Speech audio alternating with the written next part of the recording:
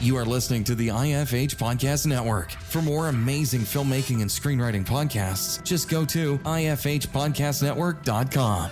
Welcome to the Bulletproof Screenwriting Podcast, episode number 174. If no producer, no movie. Dino De Laurentiis. Broadcasting from a dark, windowless room in Hollywood, when we really should be working on that next draft. It's the Bulletproof Screenwriting Podcast, showing you the craft and business of screenwriting while teaching you how to make your screenplay bulletproof. And here's your host, Alex Ferrari. Welcome to another episode of the Bulletproof Screenwriting Podcast. I am your humble host, Alex Ferrari. Now, today's show is sponsored by Bulletproof Script Coverage. Now, unlike other script coverage services, Bulletproof Script Coverage actually focuses on the kind of project you are and the goals of the project you are. So we actually break it down by three categories: micro budget, indie film market, and studio film. There's no reason to get coverage from a reader that's used to reading tentpole movies when your movie's going to be done for $100,000. And we wanted to focus on that at Bulletproof Script Coverage. Our readers have worked with Marvel Studios, CAA, WME, NBC, HBO, Disney, Scott Free, Warner Brothers, The Blacklist, and many, many more. So if you need your screenplay or TV script covered by professional readers, head on over to covermyscreenplay.com. Today's show is also sponsored by Indie Film Hustle Pro, our private and growing community for filmmakers and screenwriters. It was created for film creatives like you to meet, network, and support each other, learn from film industry experts, and to get the answers to your burning questions and more. The journey in this business is rough. There is no guarantee to success, but your chances of reaching your goals dramatically improve when you find others who are on the same journey as you and you work together towards a common goal. That is why I put together IFH Pro. Inside, you'll get professional networking, private and safe spaces to discuss the film business, access to advanced tools and education, up-to-date education, exclusive content not available publicly, access to IFH Pro workshops, webinars, special guests, and so much more. If you want to check it out, head over to indiefilmhustle.com/pro. Well, guys, I have something to tell you. Without any exaggeration, this is arguably one of the most important conversations I've had on this show. I have today legendary film producer Chris Moore. Now, you might know Chris's work from films like the Oscar-nominated and winning Good Will Hunting, Manchester by the Sea, American Pie, Reindeer Games, Waiting with Ryan Reynolds, the horror classic Feast, and my favorite, Project Greenlight. Now, for many of you guys who listened to the show for a while know that I was on season 2 of Project Greenlight on HBO for about 4 seconds because I made it to the top 25 as a director on that reality show for filmmakers. And Chris, of course, is the producer of that along with Ben Affleck and Matt Damon. And very first question up, you will know that I take Chris to task on why I was not accepted into season 2 of Project Greenlight. It is a really funny exchange, to say the least. Now, when I said that this is not an exaggeration, one of the most important episodes, Chris and I speak for about 2 hours on the realities of producing film in today's world, specifically independent films, how to work within the studio system, his point of view on the business and how it's changing. It was really a mind-opening talk. So get ready to take some notes. So without any further ado, please enjoy my conversation with Chris Moore. I'd like to welcome to the show Chris Moore, man. How you doing, Chris? I'm good. How are you, Alex? I'm doing great, man. I'm doing really great. I've been a fan of yours from back in the day, not even during obviously Good Will Hunting and all that, but specifically this little show you did called Project Greenlight. And I have to ask you, man, season 2, why didn't I make the top 10, man? I made the top 25, man. Why didn't I make the top 10? I wish I could remember. I'm sure there was a reason, though. I'm sure there was. But the other thing to remember is that we didn't. I guess I was in charge of the top 10. So I'll take that hit. But I'm busting your balls. I'm busting your balls.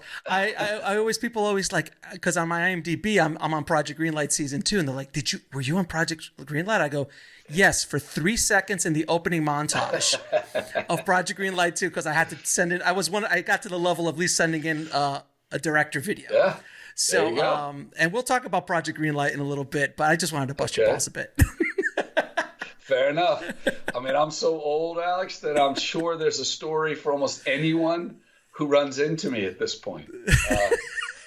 Those are the hardest, is because the fact that no one became a big star coming out of Project Greenlight. I mean, people had careers, and it definitely helped people and that kind of stuff. I can't speak to the 4th season. I wasn't involved, but a lot of people are like, well, if this guy wasn't such a genius, one of the winners, why didn't I win? And you're like, dude, that was like 15 years ago. I can't remember. I just know we made our decisions. I had somebody stop me in an airport this Thanksgiving, 15 days ago. No. Like, aren't you Chris Moore from Project Greenlight? And I felt like saying no, but I was like, I think that's a dick move to be like, no. And so I was like, yes, long time ago. He's like, I never got over not making the top 3. And I was like, oh my God. Like I don't know what to say. Like, I'm so sorry. It's like, those people that won sucked. Like, Jesus. Fair enough. That's why being in the film business is tough, because everybody judges everybody. Oh my God, that's hilarious. All right, man. So let's go back a bit. How did you get started, and why did you want to be in this insane business? Well, the hard part about that question is the first answer. I'll answer the second question first, which is I never set out to be in the business. I am the worst sort of how did they get there stories, because shit just kept happening to me and I just rolled along with it.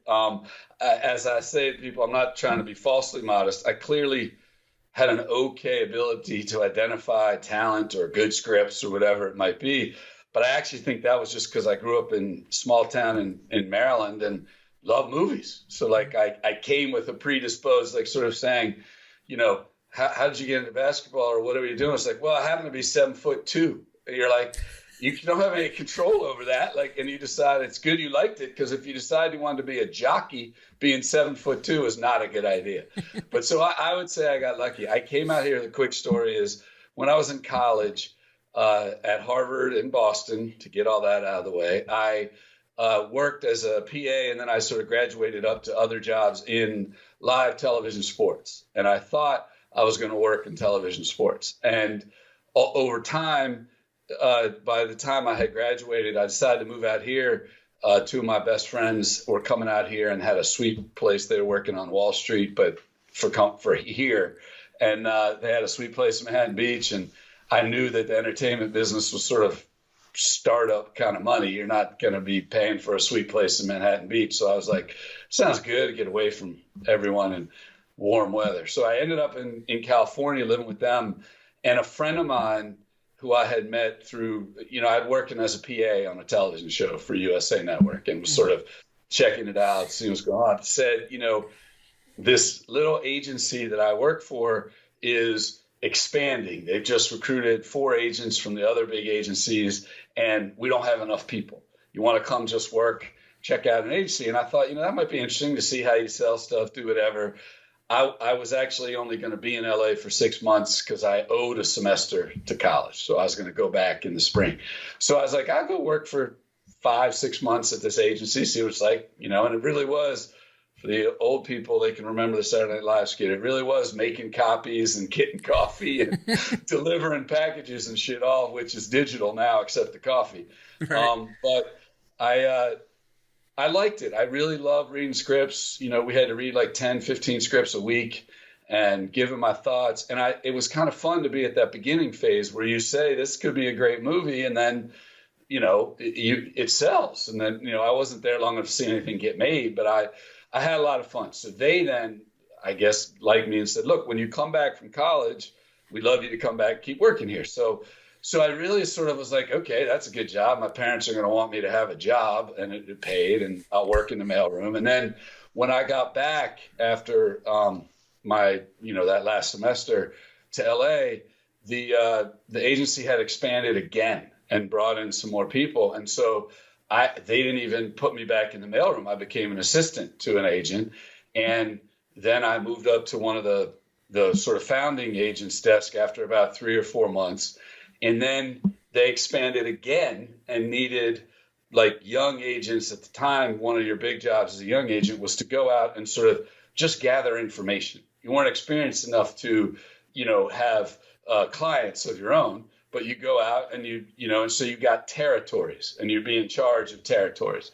And so myself and another assistant got promoted, and we were sort of these, junior guys who just drive around all day to studios and networks and other places and, sort of learn what they needed. Did they need writers on this project? Did they need actors on that project? Did they need, we want a horror movie for Halloween, shit like that. And I was primarily in the movie business. And so anyway, I was doing that. And then I ended up finding some scripts that sold and some movies that got made. And I ended up signing some young talents early, from Sundance and from, film festivals, and, had an okay run as an agent. And, and I realized, and this is going to make me sound like the dumbest person on earth, but I got frustrated with, I would fall in love with these visions of these scripts, and I would sell using the vision. And then by the time they got made, they were not good. And I was always like, the fuck happened? Excuse me. What happened? Like maybe there's a job I could have where at least I had more of a chance to be part of the whole process. So the small agency I was working for was called Intertalent, and it sold. It basically, some of the founding partners got in a fight. A group went to UTA and a group went to ICM. And I went to ICM for a year, but the big agency business is very different than the small agency business. And so after a year, I raised $1 million, in 1992, and made a little movie that's out there called Glory Days that happened to star a guy named Ben Affleck. And, Ben came in and auditioned, and I was paying the casting director out of my pocket. And he was great. And I liked him a lot. And so we gave him the lead in the movie. And then as we made that movie and I learned a ton about it, this is a great way to learn, is to be the financier and the producer of a little movie, because you get to see everything. And it's a huge nightmare. And I'm sure I'm going to die earlier than I would have having done that. But I learned a ton, and I became friends with Ben, and I'd known Matt a little bit in college, but we weren't friends. And then I knew him through Ben, but my reputation as a young literary agent was pretty good. I've been profiled in some magazines, some other stuff. So Ben just said, look, my buddy and I wrote this script. Would you read this script and tell me what you think? And I was petrified because, actors, writers, actors, directors can go one way or the other. They either can be super, sort of stuck on themselves and it's hard, or they can actually be really talented. And that's probably true of other people, but actors in particular. Anyway, I didn't read it for a while because we were still shooting the little movie, and I didn't want to have to tell Ben I hated his script while he was shooting the movie we were making. And, but I read it and I thought it was awesome. Like, I literally was like, look, dude, you don't want to give this to me. I'm a little producer trying to start out. You could sell this for $1 million. Like, I can just tell you that right now. This is a great script. And he got with Matt. Then we wrapped shooting and we sat down, we thought about it, and they told me they wanted to star in it and they wanted to do it. I said, well, that's going to be a little harder because no one's heard of any of you. But I was like, you still could probably sell it. You'll probably get faced with the question of star in it, less money, more money, don't star in it. So anyway, the rest was sort of history. And that's why I say that's a bad story of, I came out before I graduated college, worked in a mailroom, got a job, became an agent. All happened within a 3-year period of time. I had produced Good Will Hunting. And so the point is that you can't say to anybody in the hustle, copy that, because that was pure luck and a little bit of taste, right? I mean, there were other people that read that first draft of Good Will Hunting and were like, I'm not sure this is very good. So all I can say is I was smart enough to know, some of the guys I worked with very early in the career, like Night Shyamalan, Rich Wilkes, Zach Penn. Some of these guys are big writers now and directors and whatever. And then Matt and Ben, obviously. And so the point is that that's the only thing I can say. I was okay at being able to read or look and watch something and be like, I really like that. Maybe if I'm lucky enough, if I really like it, other people will like it. And I'm sure if your favorite movie is, some obscure Japanese film, that's harder because your natural taste isn't, my favorite movies are like Die Hard, right? I think Die Hard is close to a perfect movie. And the greatest Christmas movie of all time. Exactly. There's no Everyone question. should get ready to watch it over the next 6 weeks. But so that's what I try to say to people who might be listening or thinking about it is you got to lean into your talents. You have to think about what it is. And some of it is luck in this business. I think I agree with you 100%. So many people, and trust me, from when I was coming up, I try to study everybody else's path. So you try to go down Robert Rodriguez's path or Kevin Smith's path or Ben and Matt's path. I mean, how many actors after Good Will Hunting's like, we're gonna write a movie and we're gonna they weren't first. I mean, Sylvester Stallone. Oh God, famous. Of course. I mean, yeah, of course. Rocky. Yeah. So you dropped the mic. Rocky? That's awesome. Exactly. But for that generation, they were big inspiration. And the funny thing is, and this is just, a couple of old farts talking, with age, you realize that there is no path you can take from somebody else. You might be inspired by somebody else's path, but it's truly your own path that is, because every single one of those people I just mentioned, from Ed Burns, from Spike Lee, all of those 90s directors that we all idolize, they all had different paths. They all went down different paths. None of them were like, well, Kevin went down the Robert Rodriguez path. No, he didn't. He did his own thing. He was inspired by Rick Linklater, Slacker, and so many people were. And so it's just, I just wanted to put that out there for people. As much as you want to kind of emulate somebody else's path, I promise you it will never work. But you could be inspired by it and move forward, going forward. Now, obviously your history with finding talent and, especially with Project Greenlight and The Chair and things like that, that you're always looking for directing talent. Is there something you look for specifically in a director?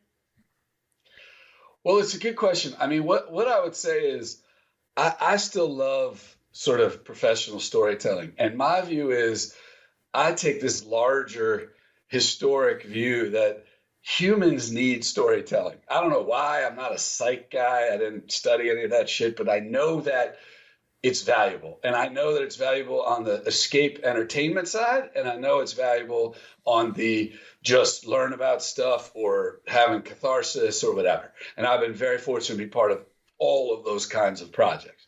The thing that I would say about a director in specific is I believe, and I think we're actually in the heyday of it right now, which is there is the right medium for all kinds of stories. And the point is that, yes, when the Brothers Grimm were out there just walking around the forest telling stories to people, that's the only choice they had. But the truth of the matter is not every Grimm's fairy tale should be filmed with a camera and a crew, right? And so what I look for in a director is, why did they pick this story to film and tell as a movie or a television show, right? Because if you don't make it better than it was, right, on paper, or better than it was when somebody told you the story in a podcast, or better than it was as a graphic novel, there's no reason to direct it. So as a director, you have to prove to me that you're going to take this and make it better, right? And use the skills of what I call, audio, visual, effects, music. You get to use all of those tools to really knock me down with how great this story is. So like, to me, you use all those 90 directors. I think a few of them, Kevin Smith being one, and I think it's actually happened, is he could have done Clerks as a podcast and it would have been super funny. Mm-hmm. And it would have worked. And he's got the whole Smodcast network and he's got a bunch of podcasts, and he under his dialogue is unbelievable. His characters are unbelievable. What he does with the camera was the genre or the medium that was available for him then, right? What he would do now, he still makes movies every now and then, and those are different. They have effects and they do whatever. But I think Kevin's a guy who would say to you, I just want to tell these great stories about these people and these characters and situations, and however is best to tell them, I'll tell them, right? Robert loves effects, loves us. And again, I don't know these guys well. I've met them. But the point is that you look at Robert, he's got Troublemaker. He loves, turning. So Robert needs to be in this genre. You're not, the podcast of Spy Kids isn't fun, right? Right. Like You need to see the visuals. Like, woohoo! We'll be right back after a word from our sponsor. And now back to the show. Yeah, I'm going to go listen to Spy Kids, right? That isn't how it's going to work. So I think that for me, what it is a director or I call him sort of professional storyteller saying, I decided this is the best way to tell this story, right? And I'm going to come in and show you that you want to give your story. If I'm the producer, if I'm the writer, if I'm the rights holder of the story, you want to give it to me because I'm going to take the tools of writing, directing, working with actors, working with composers, and I'm going to make this story badass, right? And that's what I look for in a director is, well, what would this been if I just read it as a novel? Right. Right? Would I have liked this story just as much? Right? What would it be? And that's, I think new because now there's way more professional ways to be a storyteller than there used to be where you can make a living. And that's the kind of thing I did when I was in Asia. I'd say, look, this thing, maybe you should do this as a graphic novel, or maybe this would be really cool as a play, right? Or maybe this is an animated piece because you can do really funny stuff with animation that you can't really get away with in live action, right? So I think part of it, when you look at a director, because I still look at a director or a sort of episodic showrunner, also as sort of the leader of the whole thing, right? The sort of vision, and I'm not a believer in committee. I think you want one or two people who are really the creative center of any project. But I think you really want them to see and have a vision for why it's better this way or that way. Not they did it that way because somebody would pay them to do it, or they did whatever. And you see a lot of what I would call, sort of people who are really good at one-off storytelling have moved into limited series, right? 6 episodes, 5 episodes. That's, to me, a movie. That's anything else. You're telling one story over a period of time. In that case, you have more episodes so you can get more into it, right? But the point is that's also because the buyers seem to be interested in that, right? Right. So when I do these, I always say to people, think about what Good Will Hunting would be today. How would we have made Good Will Hunting today? I'm not sure it would have been a $25 million movie. Right? Right. It could have been a bunch of episodes. Hell, it could have been a podcast. It's just Ben and Matt's characters talking to each other about how the hell to get out of Southie. Which would have then led to other stuff. But right. It's like, how does a story get out into the world? And so for a director, that's a big part. And then the other thing for a writer is not that you asked, but just to answer it is, did they capture a story? And I always read things twice because there's the first time where it's all new, right? And then it's the second time when you know everything that's about to happen. Do you still like it? And that's it. Just did I like it? I look at myself more as a consumer who is buying early than I am. You're an early investor. Expert in anything, right? I still see 20 movies a week. I watch shows all the time. It's all about, and this is the one thing that filmmakers and screenwriters don't understand, is that you can't teach taste. Taste is something you are programmed with at the factory and developed over the course of your life. There is nothing you can do. And that's why when I work with collaborators as a director, I'm looking for taste. Because you can teach craft. You can teach craft. You can teach technique. But taste, man, is just like, it's so difficult. You're 100% right. And the thing that makes taste so hard to quantify is I think taste weirdly can be muted or affected by mood. So like, I think that, and mood is something that none of us have any real control over, right? So like you can, the mood of the world today is different because of COVID, because of the economy, because of partisanship if you're in America, because of whatever, right? Mood, as you said, we're two older guys, right? So our mood and what we might respond to is going to be different than potentially what we responded to when we were 25. right? Amen. And so part of it is also looking at yourself and saying, what am I looking at, or who am I speaking for?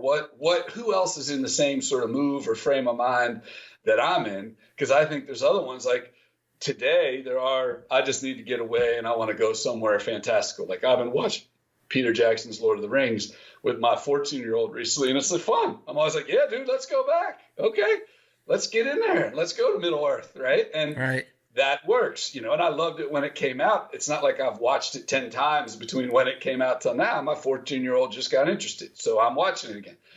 That's different than, watching something that's more serious or more interesting or more about grown-ups. I actually really like this Spencer movie about Princess Di. I will say I've seen a little too much Princess Di in the last, 2 years. But that one was weird because it's basically a study of how you just fall into craziness, like your life. And so I was fascinated as an older person who've had people I've known for 40, 50 years of my life who go crazy, sort of watching somebody do that I thought they did it really well. And now I couldn't recommend that. I wouldn't go on out and say, hey, everybody should watch this movie. You got to be in the frame of mind that you want to watch somebody go crazy, right?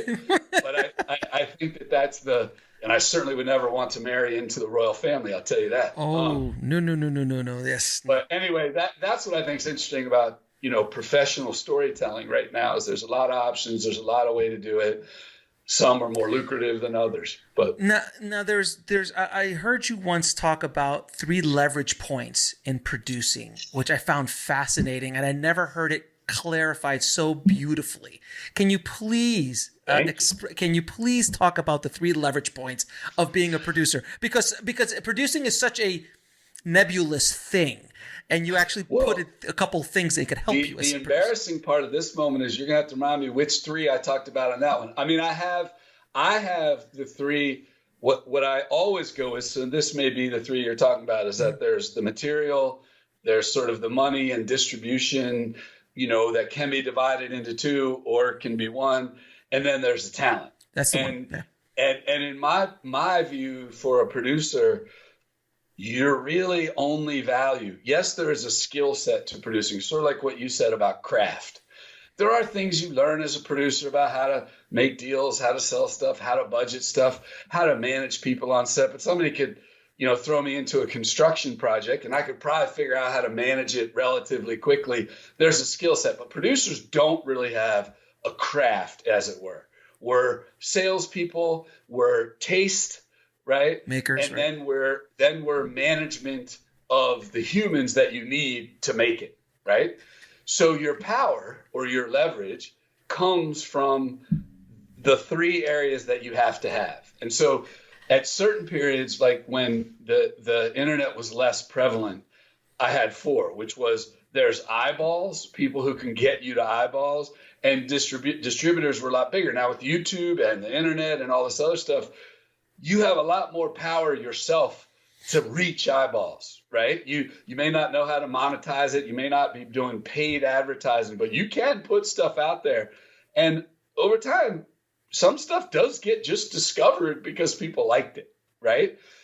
But money is still important. Particularly audiovisual professional storytelling is expensive. It's not, even if you're doing a $250,000 movie, that's still a shitload more expensive than many other things you could do, right? Right.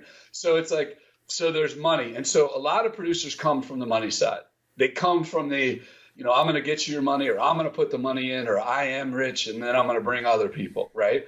So those 2 areas, you can either work for a distributor, A24 trusts you and you can get A24 to pick you up. So that gives you some power, or rich guy number 2 loves you, and whatever you bring them, they'll give you half the budget, so that's one version of power. I personally came the other way, which is talent and story, or like the project itself, material. That I never really was a rights guy. I've bought some life rights, but I've never really bought books or anything like that, which has put me in a bad spot right now as a producer, because right now we're in a weird moment in the business where some sort of past life for the material IP seems to be necessary. Yeah. It seems to, the IP, and I've always been a believer that movies and television could create value.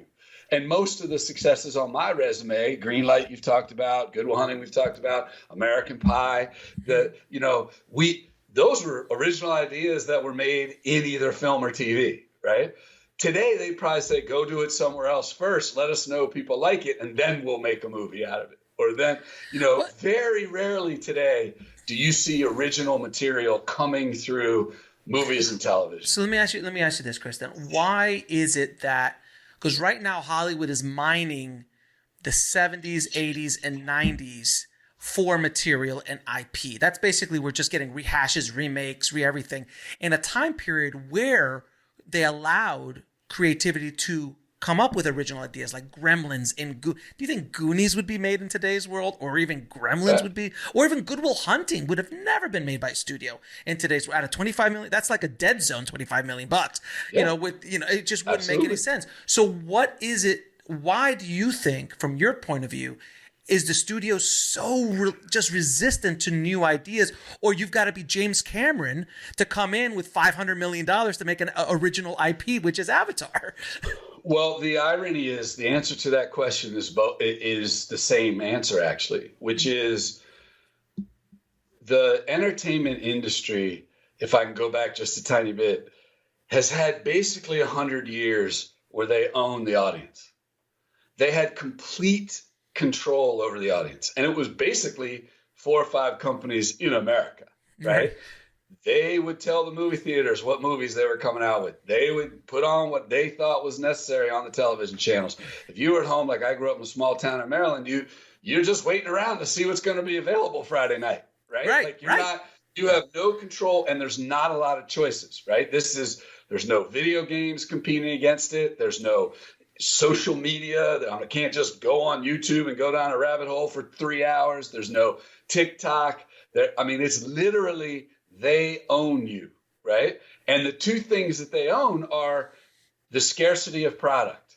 So you have no other movies. Like when home video came, they all got nervous. Well, maybe now we're not going to own people because you might be home and decide, I'd rather watch Die Hard again this Christmas than go see whatever the new Christmas movie is, right? Mm-hmm. But what they found was people still liked the experience of seeing the new thing, and they actually just watched double. They still watch Die Hard. And so I would say we hit a heyday in the big DVDs, big cable channels, big foreign markets that people were just making money all over the place. And now I would say it's late 80s into early 2000s, right? It was just a machine for money. And the reason was because of marketing, right? The reason was they could aim people at stuff, and 100 million people worldwide would do it. Yeah. Right. That isn't possible anymore. Right. It's just not possible because that 100 million people today has way more choices. Oh, yeah. They have video games. They have TikTok. They also have all these older movies that are now available on their screen because they have these subscriptions, right? Secondly, the economics of the business, again, because of marketing, are not really driven by opening weekend anymore. They talk about it, they push it, but it's not a condensed period of time, right? So it doesn't matter. You can be Netflix and it comes out next week, and then people find it. Like Queen's Gambit, it was like 2 months after it came out, people started finding it. Squid Game was 7 months after it first was available on Netflix that it became big, right? Like the point is they don't care. They just want people to keep coming back to Netflix. So it's whenever a different model. You find it, right? Yeah. So what that did is it made marketing to make something matter become, in my opinion, way over important. And so to your example, it's either IP people have heard of, which they think they're going to want to see in this new medium, which is only 50% at best actually reliable to get people to come, right? And then it was talent. And talent has become way more valuable. So Jim Cameron in Avatar is possible because people want to see what Jim Cameron does, and there's one Avatar people really liked. So dropping $500 million on that makes a lot more sense, right? Because you can Jim Cameron's new movie, and it's an Avatar, right? And it's the technology and everything he was doing. It's all this stuff, right? Yeah, so and also I bet it's going to be one you're going to have a better experience watching it in a theater, no matter how big your home screening room is. Correct. Right. And so the point is that those things get a lot of attention, and then anything else that can spark a article, a interview people want to see. Now, over time, that has been diminishing. There's very few stars now that are guaranteed big successes. There's very few, but they still are bigger success. Red Notice is still going to be bigger for Netflix, than a movie that doesn't have The Rock, Gal Gadot, and Ryan Reynolds, right? But my example, when I use that example, when I'm speaking in colleges and stuff, what I say to them is, think about it for a second. That should be seen as the example of the end, right? Like, to some extent, that movie should be recognized in our business as the jumping of the shark. And some older people don't know what that means, but it's an analogy to a show called Happy Days that was wildly popular and had a character, the Fonz, who rode a motorcycle, wore a leather jacket. And they got into their 5th, I think, or 7th season, and they had nothing to do. And people still love the characters. And they literally had an episode where Fonzie, this, guy, goes water skiing and jumps a shark. And you're sort of like, that is literally, and that became this word in the business, this phrase of, you have now gone so far off the sort of creative drive, right? Mm-hmm. That you're literally having Fonzie jump a shark. Like, you got nothing else in your mind. And so what I'd say is, Red Notice is, look, they had to have 3 of the biggest stars in the world in the movie to get any attention, right? You're absolutely right. And so you look at it and you're like, it's basically, look, I think those are 3 of the most charismatic performers we have out there, right? I did a movie years ago with Ryan Reynolds called Waiting, and he is super entertaining, like, just unstoppable. I think The Rock is so charismatic. And Gal Gadot has proven to be very charismatic. She can be funny, act, like, I was like, yeah, I'm definitely watching that movie, right? Mm-hmm. But when I watched it, I was like, it's sort of this phrase of all sizzle and no steak, right? Like, I was like, it's fine. It has all the stuff there. It was good. It's fine.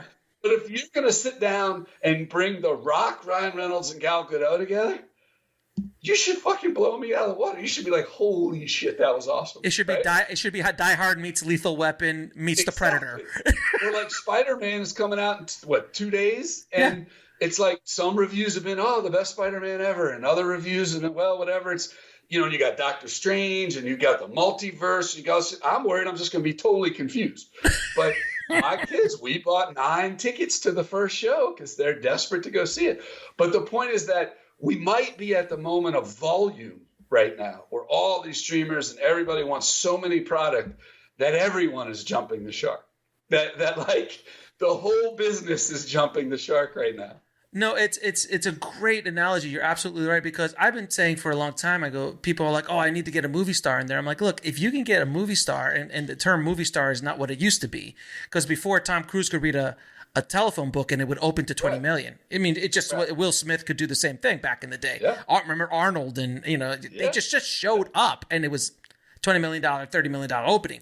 Those days are gone because it's just so much dilution. But as an independent filmmaker, if you can get a star or a recognizable face in your film, it's always better than not having that. Like, I'm not sure Good Will Hunting would have gone without Robin. Like, I can tell you right now, it wouldn't have gone without Robin. I mean, that's 100% true. I mean, Matt was on his way. He had done Rainmaker and some other stuff. So maybe 2 years later, he would have been enough. Or, Ben had been in Chasing Amy and other stuff. So they might, but the reason it got made when it got made was solely Robin Williams. And that budget too. That wasn't a small budget.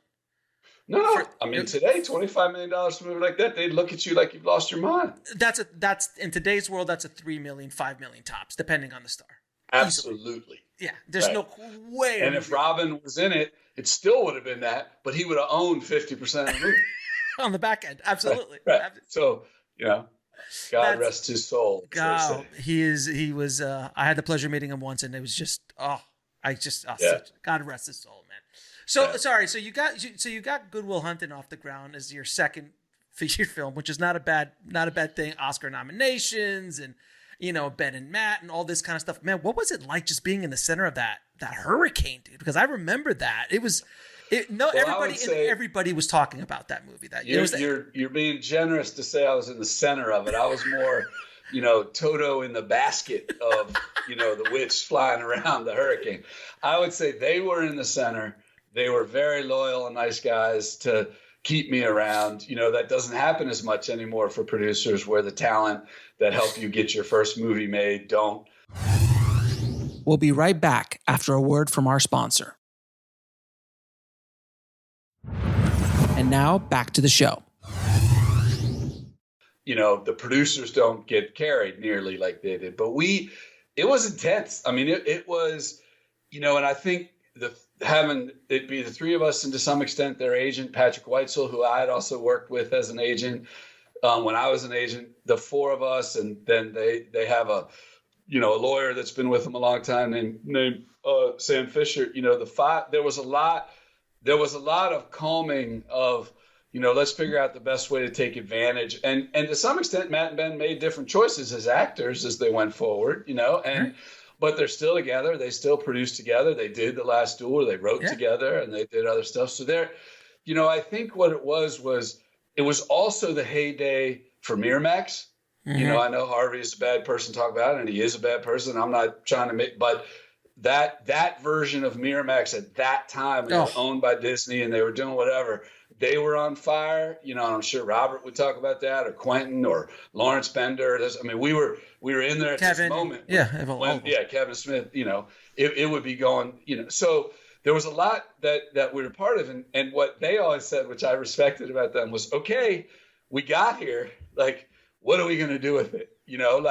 And so they have always tried to get some projects a little bit harder made. They've always tried to help people move forward and use their star power or whatever to advance other stuff. But they also want to become giant stars, and they did. Very much so. And I respect them immensely I got to produce with them and be partners with them. And then we started this internet thing called Live Planet together. And, we saw a lot that their celebrity let me have access to that I never would have had as a producer. And then I had this great luxury where I also was doing the American Pie movies that had nothing to do with them. Right. So I was very lucky that I could sort of make the argument that I was doing all right as a producer and I was working with Matt and Ben. Right. And, and it's one of those things where it was crazy. I mean, we were making stuff, but like Project Greenlight, as an example, was where the celebrity and the sort of well-knownness got an idea that nobody really liked off the ground. And it was a surprise success because the three of us could be on camera and could do stuff and sort of became likable enough that HBO was like, okay, let's keep doing this. Right. And, and that's an example. But then you have, all the Bruckheimer movies that Ben did. You have the other stuff, when Matt got brought into the Bourne movies, like all that stuff had nothing to do with me. And I'm really happy for them. And they knew what they wanted from the beginning. I mean, these are guys who've been, you asked me when we first started, did you know? I had no idea. I was kicking around doing whatever, and this worked out. These two guys were driving down to New York to audition for stuff when they were in high school. When they were, they wanted to be movie stars and wanted to be players and wanted to be creators since they can remember. I cannot say that. I happen to be the dude who recognized it, got lucky, and rode it as long as we possibly could. Right. Yeah. But the point is that so what I'd say is that whirlwind was really weird. And there were some bad decisions that got made. There was some overwhelming stuff that happened. There's a lot of projects we set up that are never going to get made that, we probably overused our position within, Miramax and the universe. But ultimately it was just like sort of going through the whole process. I think a lot of people go through in overdrive. It just happened a shitload faster. Mm-hmm, mm-hmm. Right. And so it was just like, all of a sudden we were like 28, 30, and they'd won Oscars. We'd had $100 million hits. We had an office with 6 employees developing stuff. We had TV shows. We had documentaries. We were doing all of this stuff. And it was just going so fast that it also, I don't think, had a chance to survive over time because you were going too fast. Like It's too much. You can't sustain that. You can't sustain it. it. Handle. Sure. And we all had our ways of dealing with it. And that's when Sean Bailey, who joined later in the process, who's now the president of the Walt Disney Pictures, same thing. We just went buck wild up until sort of the mid 2000s. And then it was sort of like, okay, what are we really doing? And that's the weird thing of like, it's a little better than we ever expected it to be, but it's also different. So now is this what we really want to do? Is we want to have a company, want to do whatever. And I think that ultimately they are just awesome talent and really smart and really talented. And Sean is an unbelievable executive. And I'm sort of this flaky dude on the outside who likes to push stuff.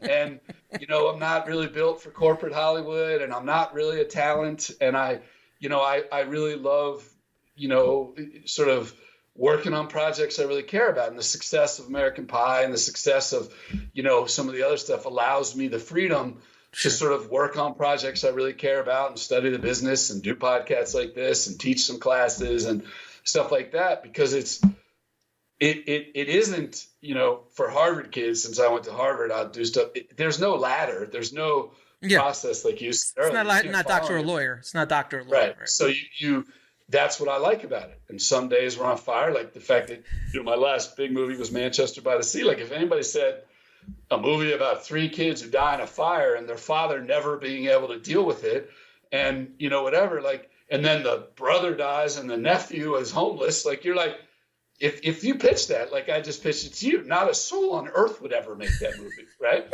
So I get more joy out of the fact that people like that movie and that it actually, we made it and we made it honorably. And I think Kenny Lonergan's a big talent. So does Matt. That's how I met him, was through Matt. But the point is that those are not, if you were trying to manage a career, you would not say, after all the success I've had, let's go make Manchester by the Sea, right? But I just loved it, and I love Kenny, and Matt loved it, and I think Casey's a real star, and it was like, yeah, let's go try to get it made. And that's what I think happens as you become a little bit more successful. You can take a little bit more risks. Like I say to young producers who bring me projects now, I do mostly consulting stuff where I try to help people move their project along, and it bums me out that more successful producers are always trying to get into other people's projects. I always feel like, don't do that. Let them go out and see what it's like. But I'm just so fortunate, had so much fun making these things. But that sort of tornado, I'm also afraid of.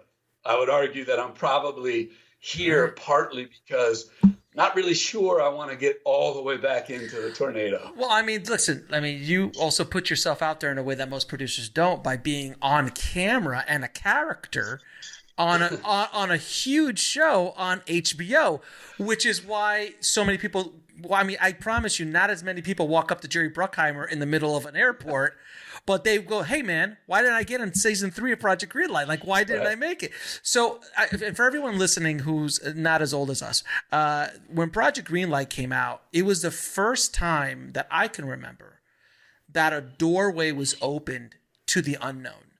Because I lived in Florida at the time. So for me, it was just like, oh, my God, somebody from Mount Hollywood is opening up a doorway for us to try to come through. And that was the idea. And for people who don't understand, the Project Greenlight was extremely popular. First season was extremely popular. And then I promise, when I appeared for 3 seconds on the opening montage of season 2, I got 20 phone calls. Was that you on HBO? Were you just on Project Greenlight? It was insane. It was insane. So and I have to give you guys credit. You guys decided to do something that at the time, I'm sure everyone said this is a horrible idea. Well, that's why I said that's where their celebrity became really valuable, is because, a lot of this business is about risk reward, right? And, if you're running HBO, and Chris Albrecht was running at the time, and I think Chris is actually an example of an adventurous head of a programming outlet, right? He could run a studio, he could run a network. He'll hear it, and he knows he's got to do programming, right? Like, he doesn't have the luxury of just be like, I don't need to do shit this year. He's like, I got to put something on. So, but he could hide behind Matt and Ben, right? No one was going to say you're an idiot for putting Matt and Ben on HBO, right? Sure. They might say, couldn't you have come up with a better idea for Matt and Ben? But the point was that we walked in, and he'll admit this. We walked in, we were just like, look, what we're really trying to do is do a reality. And we were a little early in the sort of docu-reality show stuff too. Project Greenlight was one of the first ones that sort of was a series of watching people do shit, you know? And what we said to them was that there was this fun, we were saying, if we could put down the experience of what we went through on Good Will Hunting, right? Yeah. People would have been amazed, right? And I said, I can add what happened. I mean, American Pie was that way for Sean William Scott, for Jason Biggs, for a lot of these people. Like when you go through that process of not really being that person and then you are that person. Now, we never, in my personal opinion, we never really captured it because we got stuck in all the when do you release the movie and does the show keep on past when the movie comes out and what's the thing. But you're right. It was the first time insiders actually said, okay, we're going to let you see it. And the great thing about Matt and Ben as human beings is they're incredibly confident in who they are, right? So like you can hate them, you can like them, you can be mad at them, they can say something stupid, but they are who they are. There's not a sort of weird, thing. And so, and I am, as you can probably tell, and as hopefully I've shown since Project Greenlight, I'm really that guy. Like that wasn't me playing a character. Yeah. So it was like, it's sort of, so the point is that we were sort of like, we felt like we were giving back to a community that had really helped us and that what we had gone through was crazy and people should see it. But it was also awesome. Anytime you can watch people fulfilling their dreams, anytime you can be part of helping somebody get a shot to, not know this, for everyone who's working in an Amazon fulfillment center right now, I'm so happy and I'm glad you have a job and I'm not trying to belittle it, but I'm saying getting to be Matt and Ben or even me is probably better than that, right? And so when you're part of that, just like these shows that exist now, like Hard Knocks for the NFL or baseball does it, or, there's a ton of music stuff because it's a lot cheaper to watch people sing than it is to make a movie. But the point is that people love being around, watching people trying to get their dream, watching people struggle. And when it's honest and it's true, it's great. And I think that was where we came from. So that somehow came through in the show, that these are people who actually are humbled by all the success they had. They thought they deserve it, and they are super talented. But people need this opportunity. It's not, and ironically, I think Project Greenlight would be more valuable today in some ways because there's so many people struggling to get their thing done that to go do a show about how do you start now? Because as we said earlier, it's so different now. Oh my God. Back then it was pretty straightforward. You get Miramax to make your movie, you're Kevin Smith, you're Ed Burns, you're whoever, Robert Rodriguez. I mean, all three of those guys went through at different stages, the Harvey machine and the Harvey Ba.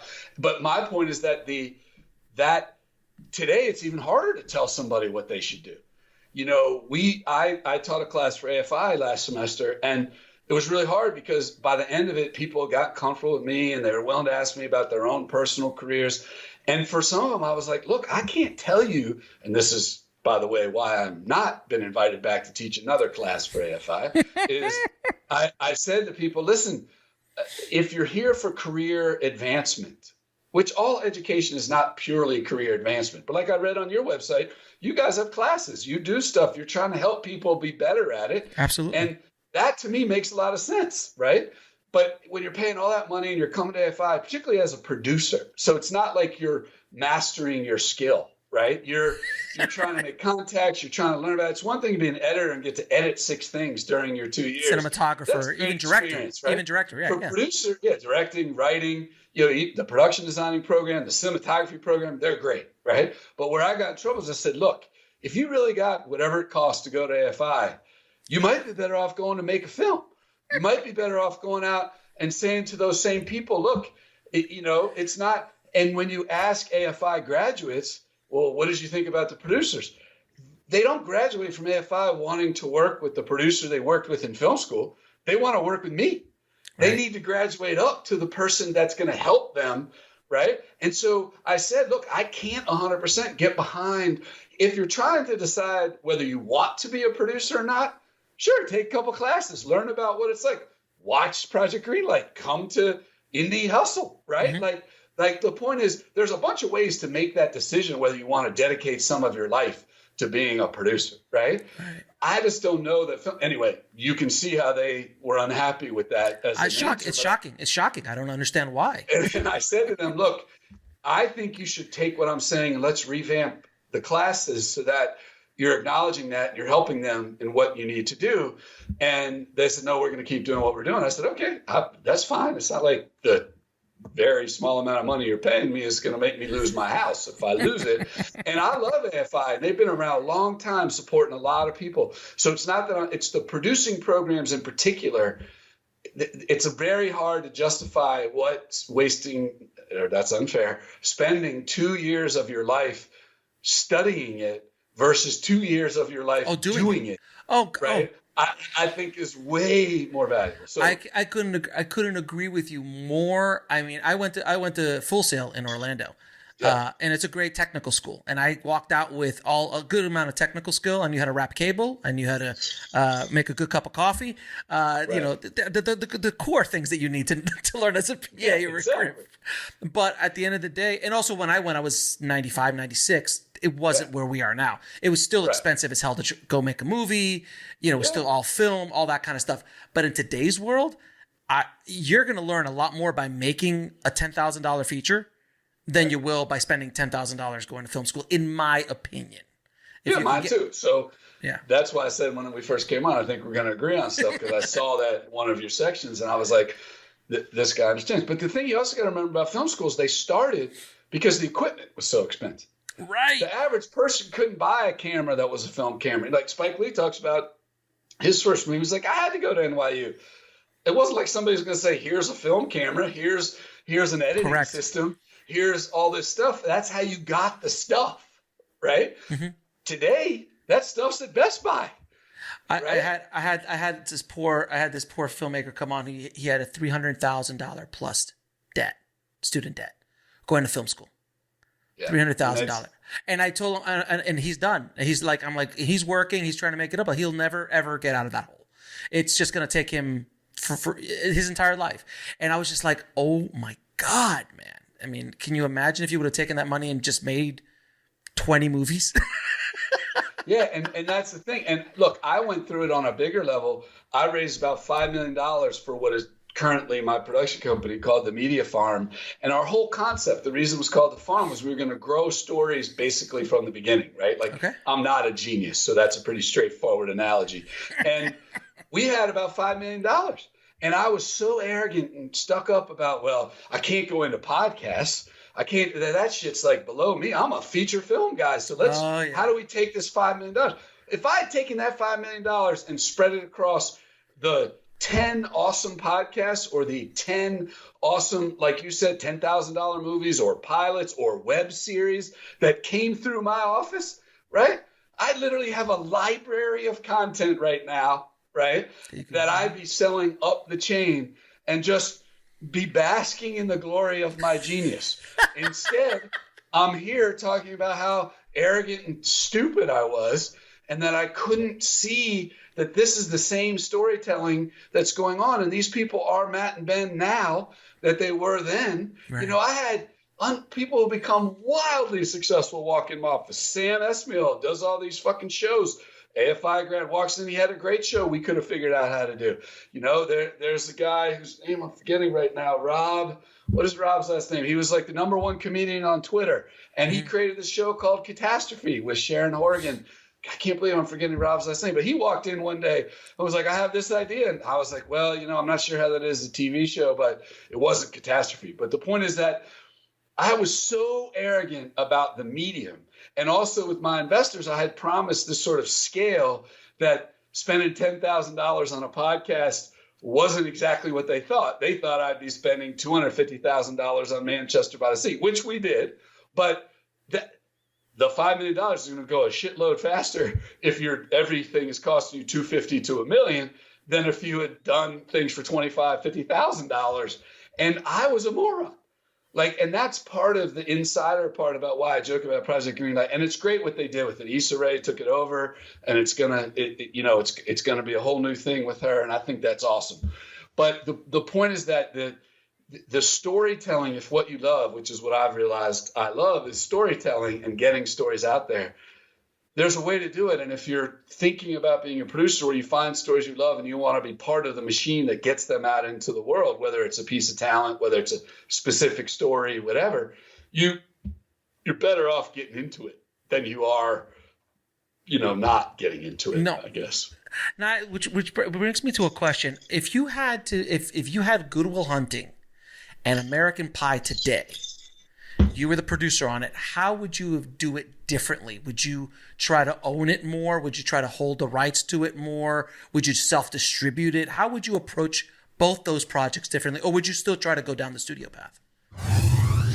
We'll be right back after a word from our sponsor.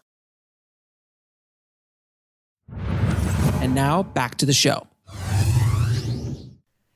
Well, I think what I tell people now when I'm doing some of my consulting stuff is, look, the more it can exist in the world somehow, the more leverage you'll have to control it later. So if your goal is to try to control it, or at least you have a vision for it, you don't really want that vision, which, as I said earlier, was why I stopped being an agent, was because the vision is only a sales vision and then you're done as an agent. But the thing is that there are all of these other ways, right, to get something done. Like even Rob's project, Catastrophe, he tried to sell in America, but it's sold in England.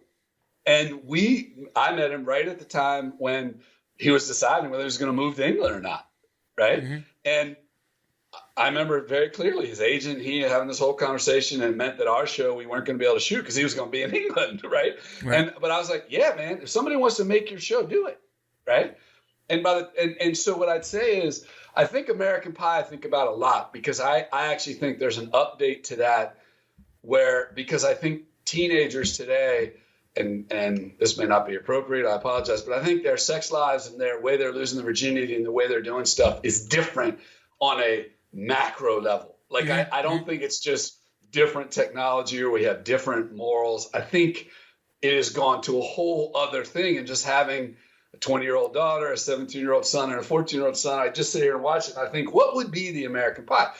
And the truth of the matter is, I think there's a direct-to-camera YouTube, TikTok kind of version where you could have started that story with 4 friends trying to help each other lose their virginity before they go to college, sure, and how they help each other. And you film it with, your phones, and you sort of start cutting it together, but then you see a way to then summarize it up into a 90-minute experience of whether it happened or not, or what happened. And you play the line, are these real characters? Are these just written? Are these fictional?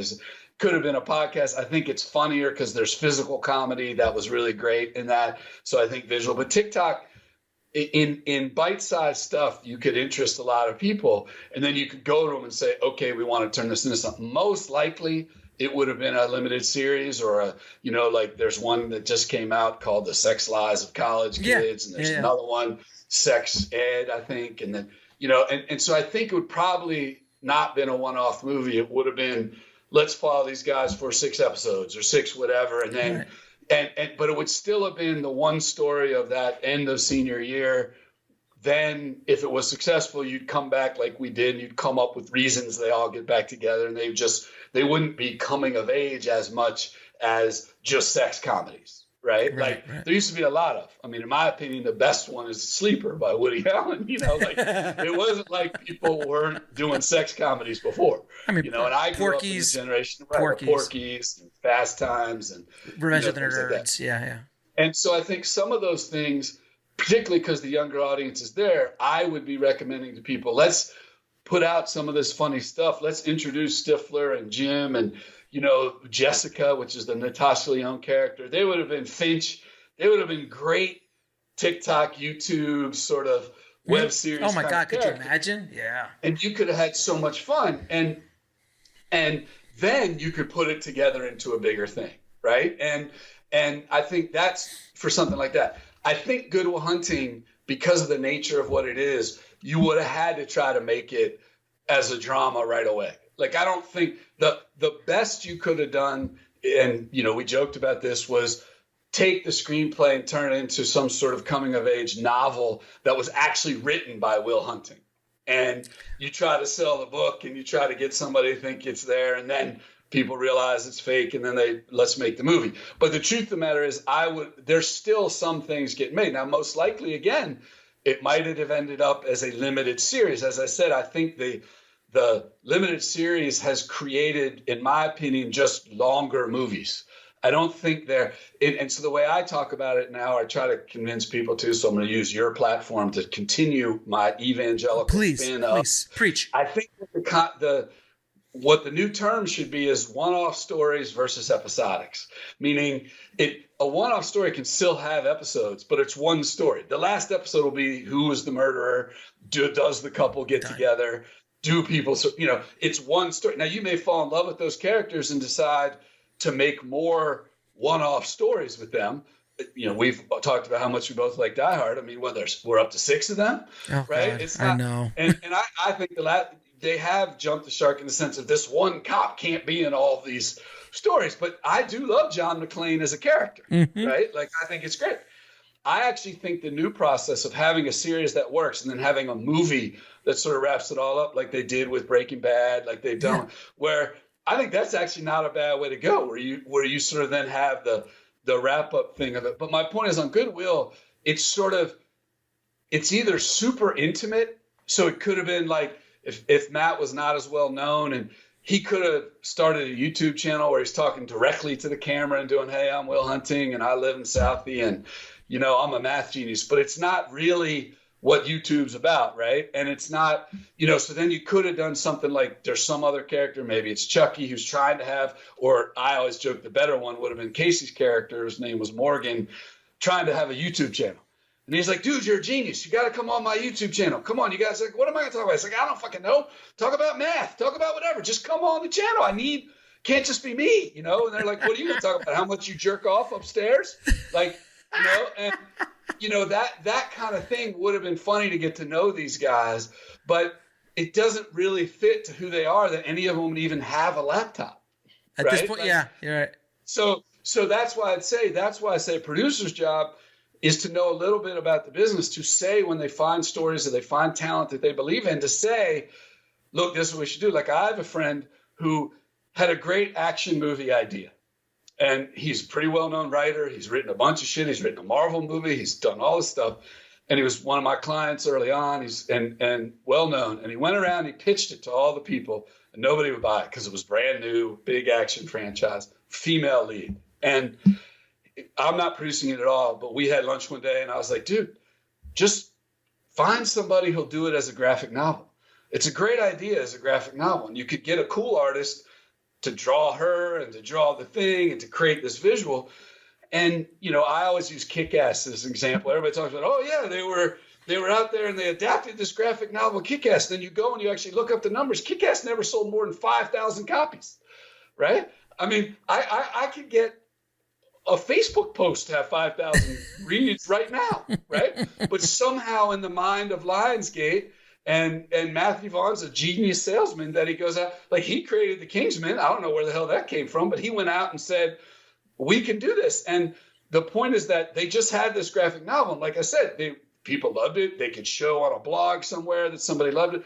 But it wasn't like there were so many fans of Kick-Ass, the graphic novel, right, that you could do the math of, we should definitely turn this into a big movie with Nicolas Cage, right? Like, right. They just sort of got Lionsgate to do it, right? And so my point was, and I'm just not saying names because it hasn't been made yet, whatever, but what I was saying was, look, try to get somebody to do it. So it turns out he has a guy who went to college with his friend, has a tiny, tiny little graphic novel label, right? So he calls him up and he's like, what do you think? I'll write it. He introduces them to this cool young female artist. She starts drawing some pictures. And one of these like graphic novel blogs probably has, a quarter of the listeners you have, right? Says, oh, I hear that this company is about to do this with this writer. Here's a picture of the girl, right? Done. 7 people bid on it. He sells it for $2 million to somebody who'd already heard the pitch, who passed on it, who literally now is buying it in a bidding war because some 20-year-old literally has got 200 people listening to him about graphic novels, but some young executive inside that production company is like, holy shit, this thing's about to be a graphic novel. We should get into it now, right? And so it was like, okay.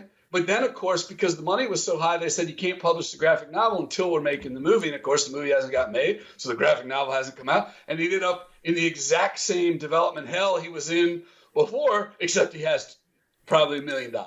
Okay, so exactly. What I said to him was, you shouldn't have sold him the rights. You should have said, look, I'll give you a year, but if you don't figure it out, we're putting out the graphic novel. And, whatever. But the point to potentially screenwriters or producers, people might be listening to this is, literally, they never even made the graphic novel. They just got lucky that some, junior executive at some production company was validating his job by saying, hey, I'm on the pulse of graphic novels. I listen to these blogs that nobody else knows about. This blog, and you're like, you heard the pitch 4 weeks ago. Like, what do you mean you're on the pulse, right? Like, they should have realized they could have bought the rights from him for a lot less than that and then said to him, we're going to go publish a graphic novel, right? Like, but movie people are so stuck up that they want to wait for somebody else to say, oh, this is a good idea, and it didn't used to be that way. There was a lot of heads of studios, a lot of producers, Joel Silver, again, not the greatest guy on earth, but he read Lethal Weapon, totally unknown writer, totally unknown thing, and was like, this is an awesome movie. We can make it great.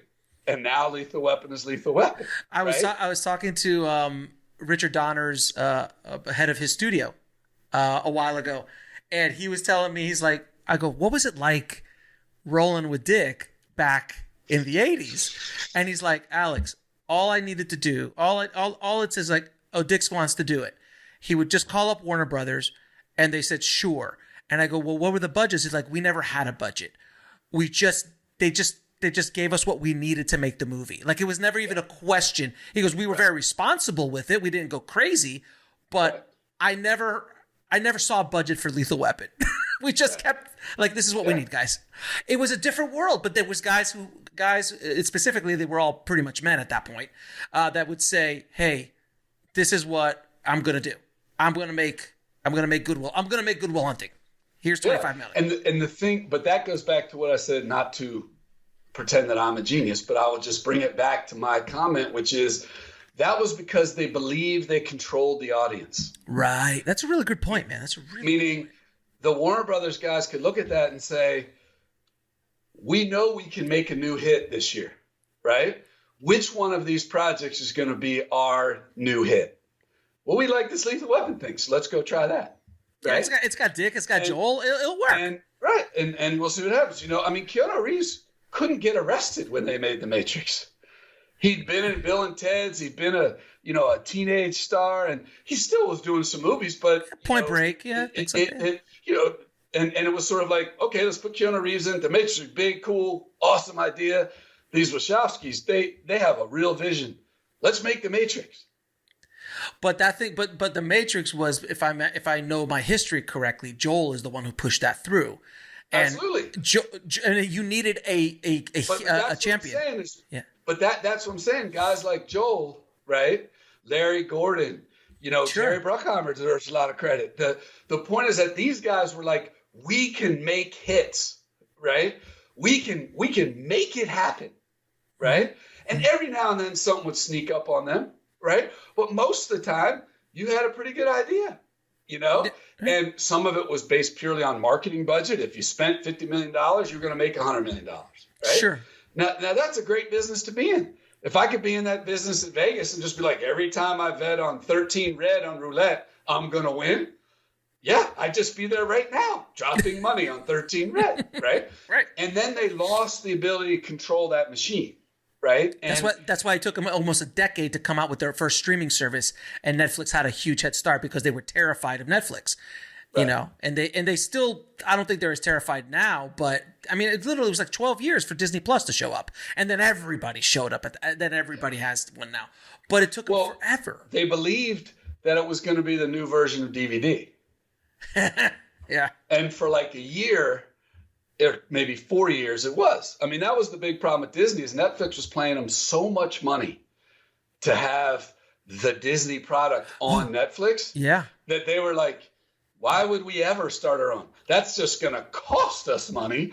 And we're going to lose all this money we're getting from Netflix, right? Yeah. But then when Netflix started premiering stuff, right? When they started coming up with new stuff, when they started competing with Disney on original intellectual property, right? Then all of a sudden they were like, wait a minute, they're getting all this money by showing our content, and then they're outbidding us, right? And we can't, and that's the big thing I always say. Another one of my, to your point about my 3 leverage points, the other thing is that the industry has changed now to where there used to be these windows, and sometimes people read these articles about windowing and they think, this is over my head. I can't figure this out. What the hell are they talking about? Windowing, whatever.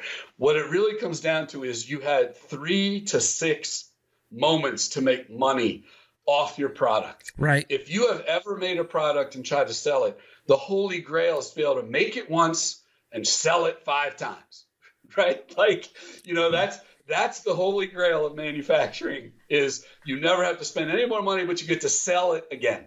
And in that late 90s, early 2000s, that's what it was. You had foreign, you had premium cable, you had regular cable, DVD. You had broadcast TV, you had DVD, right? And you had the box office. So what happened is the big companies were only focused on that first window, right? They do the big theatrical thing. The launch was what I call it, into the world. So you have a piece, you made something, you're going to launch it. You want to control that, right? But once you're done launching it, the rest of it is just gravy, right? So you had these other windows. And so they looked at all those people in the other windows as sort of the second tier, the JV, the sort of extra money, all the way to the point of something like Redbox, where I bet if you went to the head of Paramount Pictures in 2010 and said, do you even know which one of your movies are in the Redbox right now? They'd be like, no, I have no idea.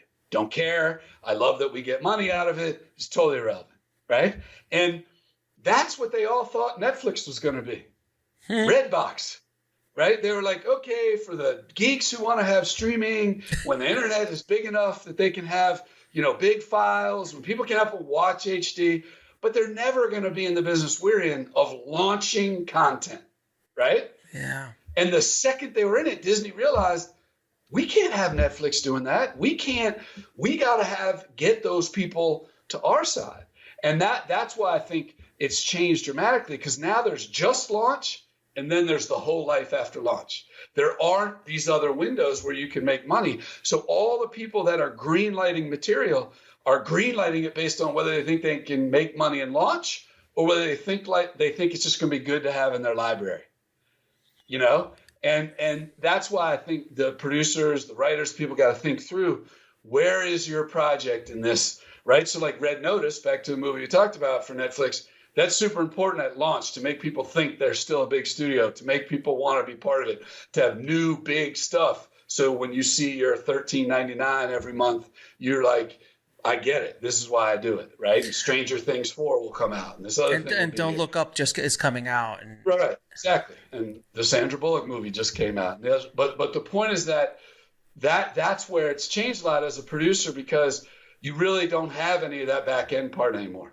None of that is for you. So you're either selling into the launch machine and saying this will be valuable for you over time, Netflix. Right. You'll just want to have this in your library.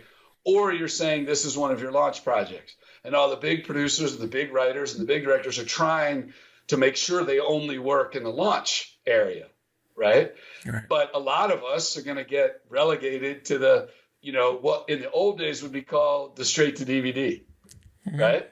Yeah. And nobody wants to be called that. But, I mean, a joke amongst producers today is, if you make a movie and it premieres on Netflix, did you really make a movie? Because if nobody's heard of it, right? Did you really do it? Yeah, you got paid, but no one's stopping me in an airport, for things that get made on Netflix, right? Unless it breaks out as one of their things. And so that's what I think the whole industry is trying to figure out right now. That's why I think podcasts like this and whole communities like what you're building on your website and what you're doing with your classes and your interviews are super important, because it's whittling itself down to where, as a producer, as a writer, as a director, as a creator, performer, comedian, whoever, you have to understand where you fit into the new marketplace to make reasonable expectations for what you're trying to get out of it, And that's why I say, like, if I were starting American Pie, I'd say, let's go do this stuff. You're not going to get paid for the first 2 years of this. Right. Maybe we can pay, $100, or we can pay you scale minimum for a podcast. I don't know what that is, but I'm sure there is one. But the point is, you're doing it so that we promise that you get to be part of it as it grows. Well, that's Jason Blum's entire model. Yeah. When I had Jason on the show, it was just so fascinating. He was just so like, these are the rules. I don't break my rules. That's why I'm successful. And that's why every single thing has to fall within these parameters. I don't care if you're J-Lo. I don't care if you're anything. You're working scale and you're going to get the back end. And we do pay everybody, and that's the way it works. And it was just like, that's brilliant. And he's done fairly well for himself. We'll be right back after a word from our sponsor. And now back to the show. He's done great.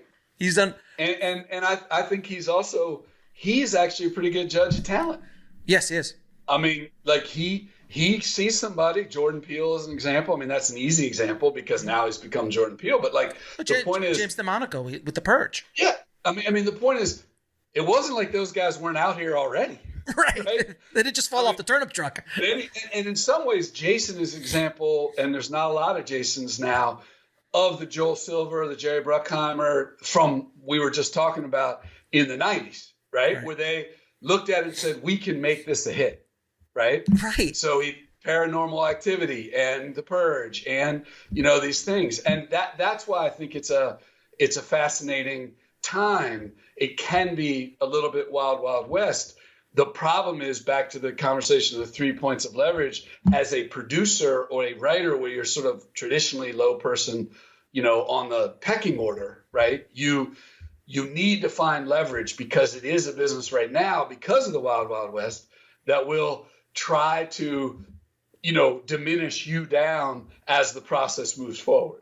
I've been working with a group of producers to start this sort of producers union. And part of the reason we're trying to just collectively bargain is that in certain situations, producers are literally the person getting paid the least on set and have no health care and are actually legally responsible for everything that happens, but legally have no control over everything that happens. Jesus. So, it's sort of like, again, what people say, when they, sell somebody a six pack and that person has a drunk driving accident, they didn't know what they were going to do, right? With the six pack, you set up, make a movie and do whatever. And then somebody, gets COVID, or somebody in the worst case scenario gets shot, or somebody, whatever, you're on the hook. And it's like, you want to really think some of this stuff through, because if you jump in using the past as the way to do stuff, you can find yourself in a really bad spot inadvertently. Do you feel that filmmakers in today's world need to start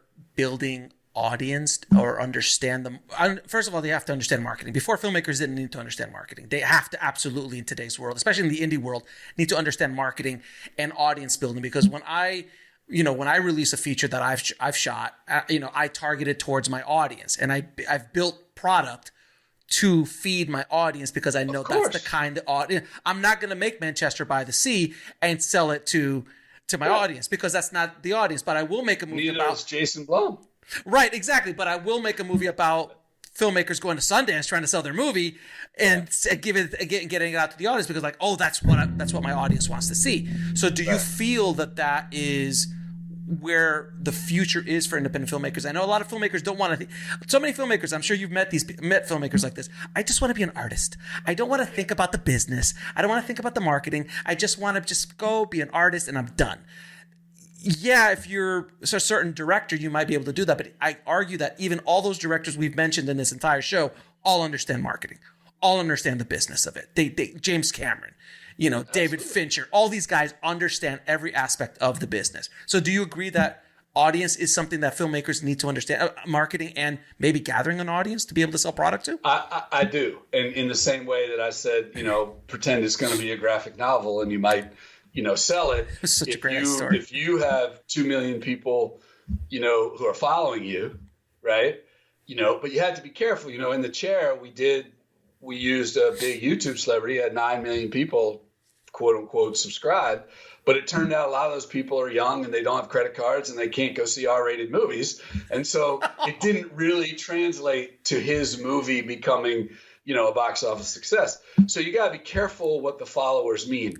But I think the other thing, I guess the answer I'd say, so yes, for a human being who is sales, marketing, promotion, I use the term promotion because a lot of times you don't have the money for paid marketing, right? And so you're trying to promote your stuff in a way where you get an audience. And one way is to build your own audience. I agree with that completely. I think, though, there's also going to be a lot of room for partners for filmmakers.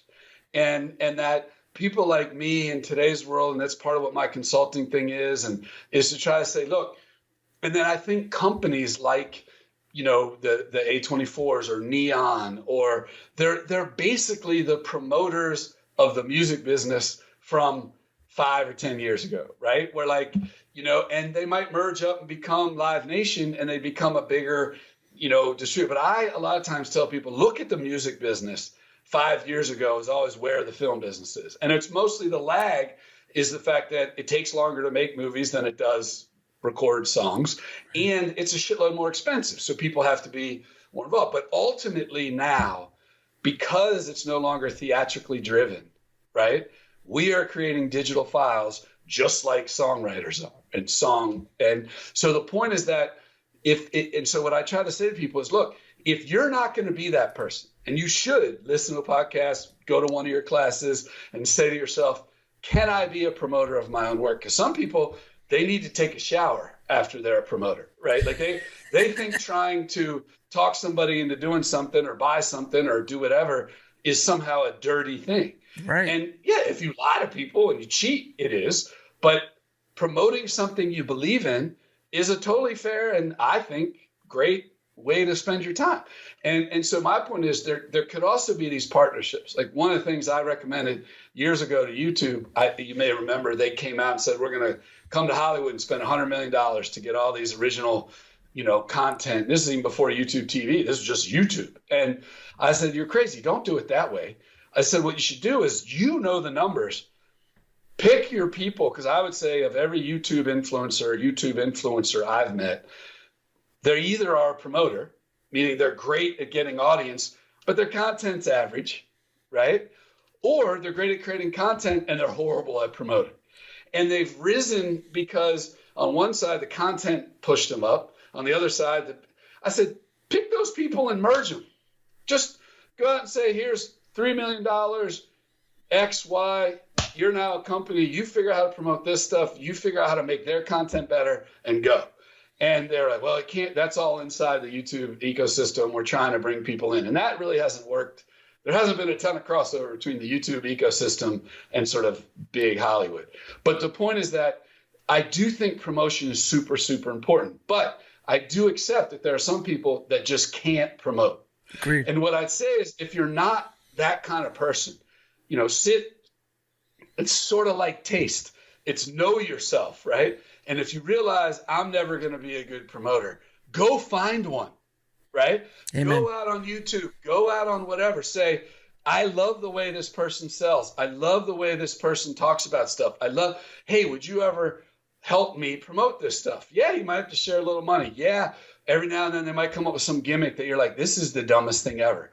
And you may battle, but it's going to be a lot better than you sending out really boring emails that are going to make me say, I don't want to watch this guy's movie, right? Meanwhile, you might have made a great movie, And I think that's the, which is why to some extent comedians have built the biggest audience the fastest because they're already funny.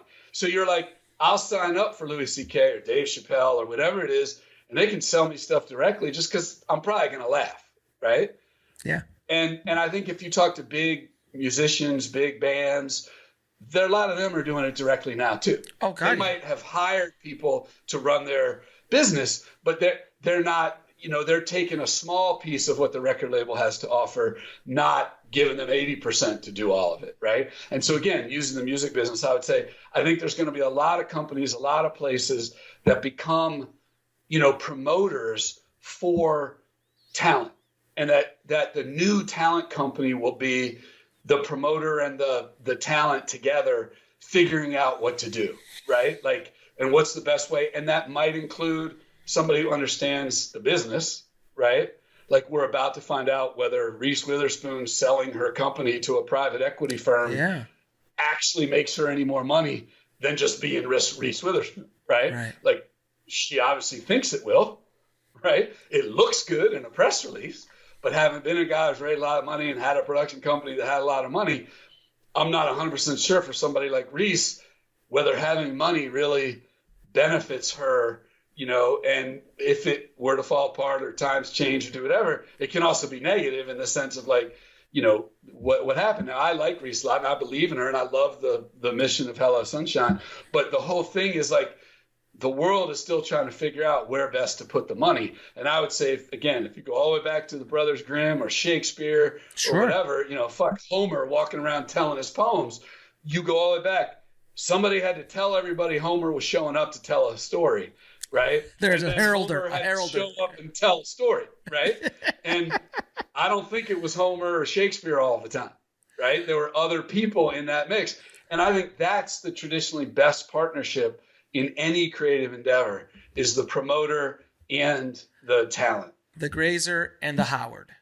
Yes. Those are that's the perfect analogy. Brian Grazer, Ron Howard, because Ron's not a promoter, but Brian definitely is.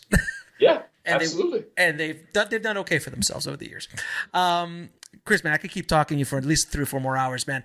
And you're always welcome back anytime you want to keep talking, because I have literally thousands of other questions I can ask you. But I'm going to ask you a few questions I ask all my guests. What advice would you give a filmmaker trying to break into this business today? Well, by filmmaker, do you mean director, talent, like somebody who's not a producer? Yeah, director, like a director, a filmmaker who's trying to get their movies made. Make stuff. And put it out. Like it's just constantly be putting out and making stuff, whether it's, you know, smaller pieces, longer pieces, trying to get it. And then, you know, find this promotional person, whether it's internally or inside yourself, or, you know, look, there's a famous story out there of a director who just basically changed his voice and created this character that was his agent. And he would call around as the agent and got himself jobs. And then finally got a real agent and had to go through the whole thing of firing his agent, who was him, just doing a voice. But, you know, Hollywood is built Who is that guy? I want to get him on the show. I can't say. He doesn't want people to know. Okay. But I'm sure there's other people who've done it. But the point is that there is an unwritten thing in Hollywood about it's easier to talk to a third party about somebody than it is to talk to the person directly. Right. Yeah. So, you know, sometimes. So that's why I say if you find this other person, manager, promoter, producer, agent, all those are the same thing, right? And the point at the launching of your career, but then it's put out work. Try to get something that some audience has liked, right? And make sure it's in the space where you'd like to be a director, right? Like don't go make some romantic comedy short thing and then come out and say, all I want to do is the next Jason Bourne, because people are, you know, it's sort of like, don't go play basketball and then say what I want to do is be a pro football player. Like the point is put yourself in a space where you're showing this stuff and you're doing this stuff and just keep putting stuff out, you know? And I think as a writer, try to find a director or somebody to help you make it, right? Because for writers, it's even worse because it's so hard right now for people, they're just not wrapping their head around the page to the screen. And so normally I would have said, write stuff.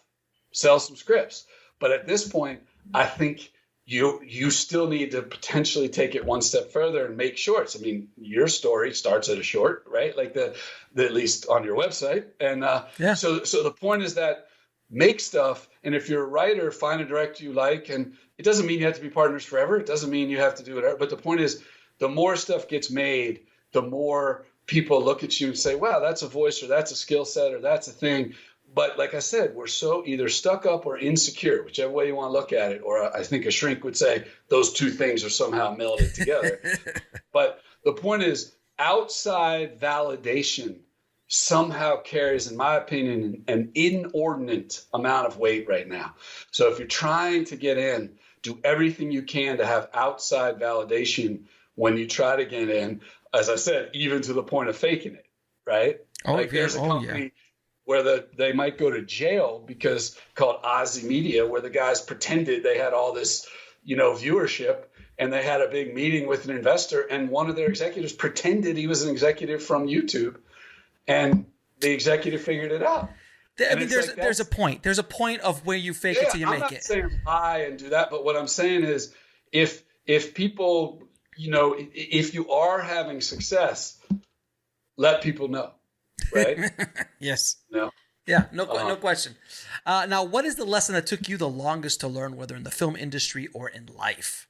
This is more personal, or, it's larger than just the film industry, but it applies directly, which is, I think the hardest thing that I learned is I don't function well in situations that are primarily driven by financial success. Meaning that as I got deeper into the studio system, as I started making movies that really were getting made because they filled a pipeline or because they, were big enough budgets that everybody was getting paid, I wasn't my best. I didn't enjoy it that much, but also I wasn't that good at it. Like I need to love the story and want the story to get made, to be good. And that has limitations. So part of it is for everybody out there, and this is the dumbest, even if I were out to listen, be like, fuck that guy, like, excuse my language. But the point is that what I'd say is spend a little time with a pad of paper, the voice recording on your phone, and say what it is you really love to do. You have actually a great paragraph on your website where you say, people ask me, why do I do this? And you say, I love doing it.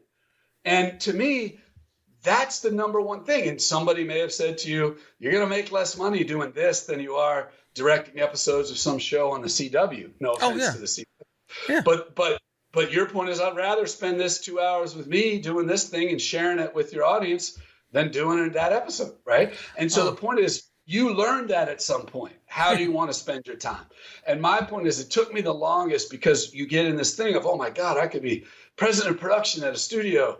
I'd make all this money. I do this. And then you realize the movies you'd be making, you don't like and you wouldn't watch, but the corporate politics of it, that's what they should make. Right. And so I have the great luxury to allow myself to function primarily outside the need for a certain level of money. I have to make some money every year, and I do that, but it's not what drives every decision. And it took me a long time to accept that. It took me a long time to turn down, like as an independent producer, turning down projects, turning down paychecks is really counterintuitive. You're like, I spent the first 10 years trying to get to the point where somebody'd offer me this job. And now I'm like, there's no way I'm doing that job. Right. Like, it's so true.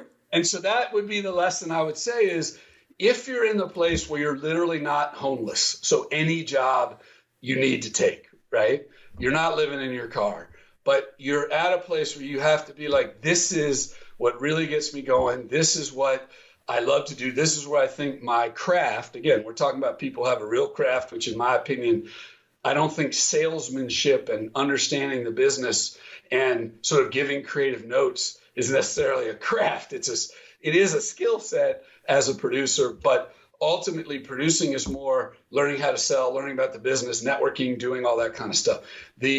So that's why I say for those people, it's getting out and putting the work out there and doing it, but it's also sitting home and saying, I like doing this better, right? Or I need to have this outlet so I can support my life. Like I always talk about Gus Van Sant, who I've made 2 movies with.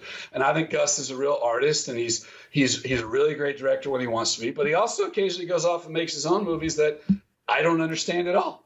But I'm just sort of like, why would you make this movie? Or in the case of Jerry, which I know a little bit about because Casey and Matt starred in it, there's a whole second half of that story because it's based on sort of a real life thing. That's awesome. And I'm always like, how could you tell the story of that without going into the second story? Because I don't care about that story, right?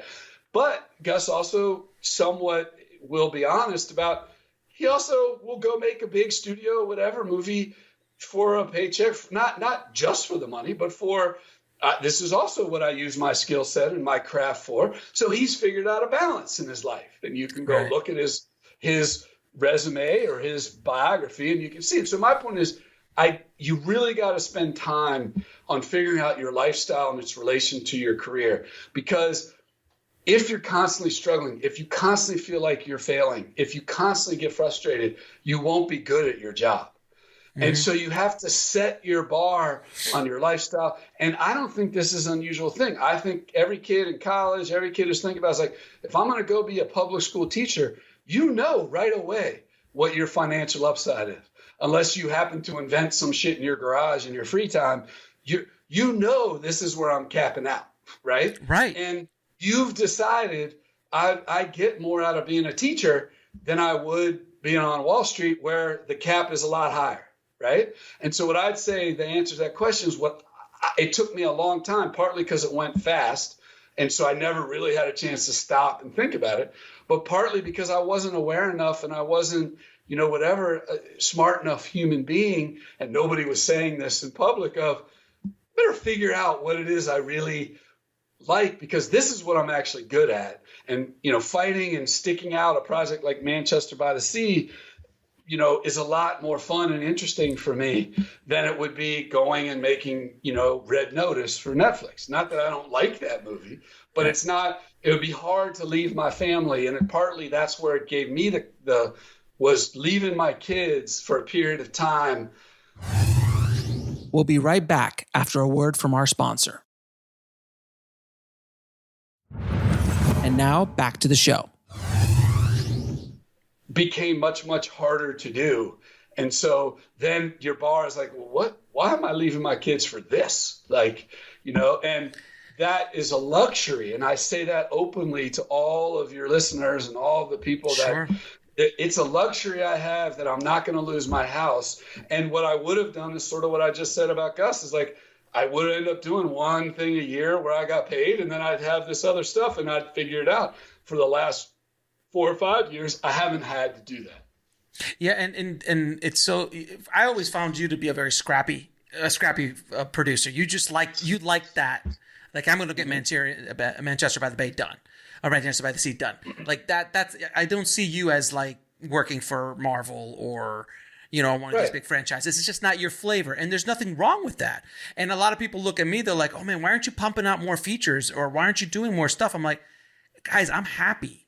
It took me a long time to get here, man. I was a bitter and angry motherfucker for a long, long time, because I was like, oh, I want that, I want that, I want that. And when that thing never came, or I got so close to it so many times that, I just decided I'm just going to do me. And now I'm like, hey, I want to put a movie out. I'll go make a small little movie of myself. If some opportunity presents itself, it presents itself. But I'm not chasing anymore. And man, am I so much happier. And that only comes with age, man. You can't get that. It's hard to get that. Well, and experience, right? Yeah, age and experience, of course. And a bunch of that stuff had happened to you in a way where all of a sudden you were out there doing it. You might say, well, this is what I ended up doing, right? But, Jason, I don't know if he talked about the drum movie. I always forget the title of it that he produced. Drumline? No. He did the one where the J.K. Simmons is the guy. Whiplash. Yeah. Whiplash. Yeah. His name's on that. He was part of getting that made. He was a big part of getting that made, but it's not a Blumhouse movie. Nope. And he had to do it outside of his company and stuff. Yep. And that happens. I remember talking to Thomas Tull, runs Legendary, and he did that documentary with Jack White and the guy from Led Zeppelin and the guitar guys. He's like, I couldn't do that through Legendary. That's not what Legendary's set up to do, right? And so I'm the guy who wants to make Whiplash and the guitar documentary. So, like, where's the company that's set up to do that? And there isn't one, because they're risky. There's no margin in any of them. Maybe you make money, maybe you don't. So it's people have been successful in some other place, pick their passion project, and they go do it, right? And I think that that's what people have to look at is, and that's part of, again, not to keep coming back to this, but just to talk about this union, is that part of the reason producers need, I think, a little bit of a collective experience is passion projects shouldn't become only for the rich.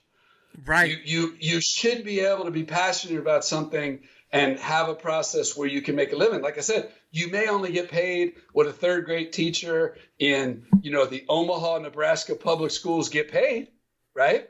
But that's a choice you may have to make, that your passion project isn't going to be American Pie, right? But the point is, I'd rather have somebody tell me that going into it. And I can, as you said, I can make my lifestyle to fit what I like to do. Agreed. But I can actually make a living. Again, it may not be this living, but it's this living. But I can be happy because I set the expectations correctly, right? And that's the part that is being missed right now, is people are looking at somebody who's like, oh, I should make $50 million a year. And it's like, very few people are going to be making $50 million a year as streamers take over, because it's going to be much more, you get paid your fees up front, you're doing programming for these big multinational machines, and hopefully there'll be a small independent business, just like, again, the music business, right? Yeah. You know? And I agree with you 100%. And I've told that, I've been yelling at that from the top of the mountain. I go, guys, we're all not going to be millionaires. We're all not going to make studio movies. You know, Spielberg, Nolan, Fincher, there's a handful of directors who get to play on that sandbox. You've got to build out something that, I go, if you made $100,000 a year, if you made $50,000 a year and you live in Kansas, in the middle of Kansas somewhere, is that enough to put food on the table, to support your family, and be happy? And can you do that while making movies? Holy cow, you have won. You have won 110%. You don't need to make $1 million a year, or $2 million, or $5 million a year. And that's where people are so upset and depressed and angry. And I was that way for years, over probably 10, 20 years of my career. I was always angry because I wasn't that guy. But when I finally figured out, I'm like, oh, wait a minute, how much do I actually need to make to be happy?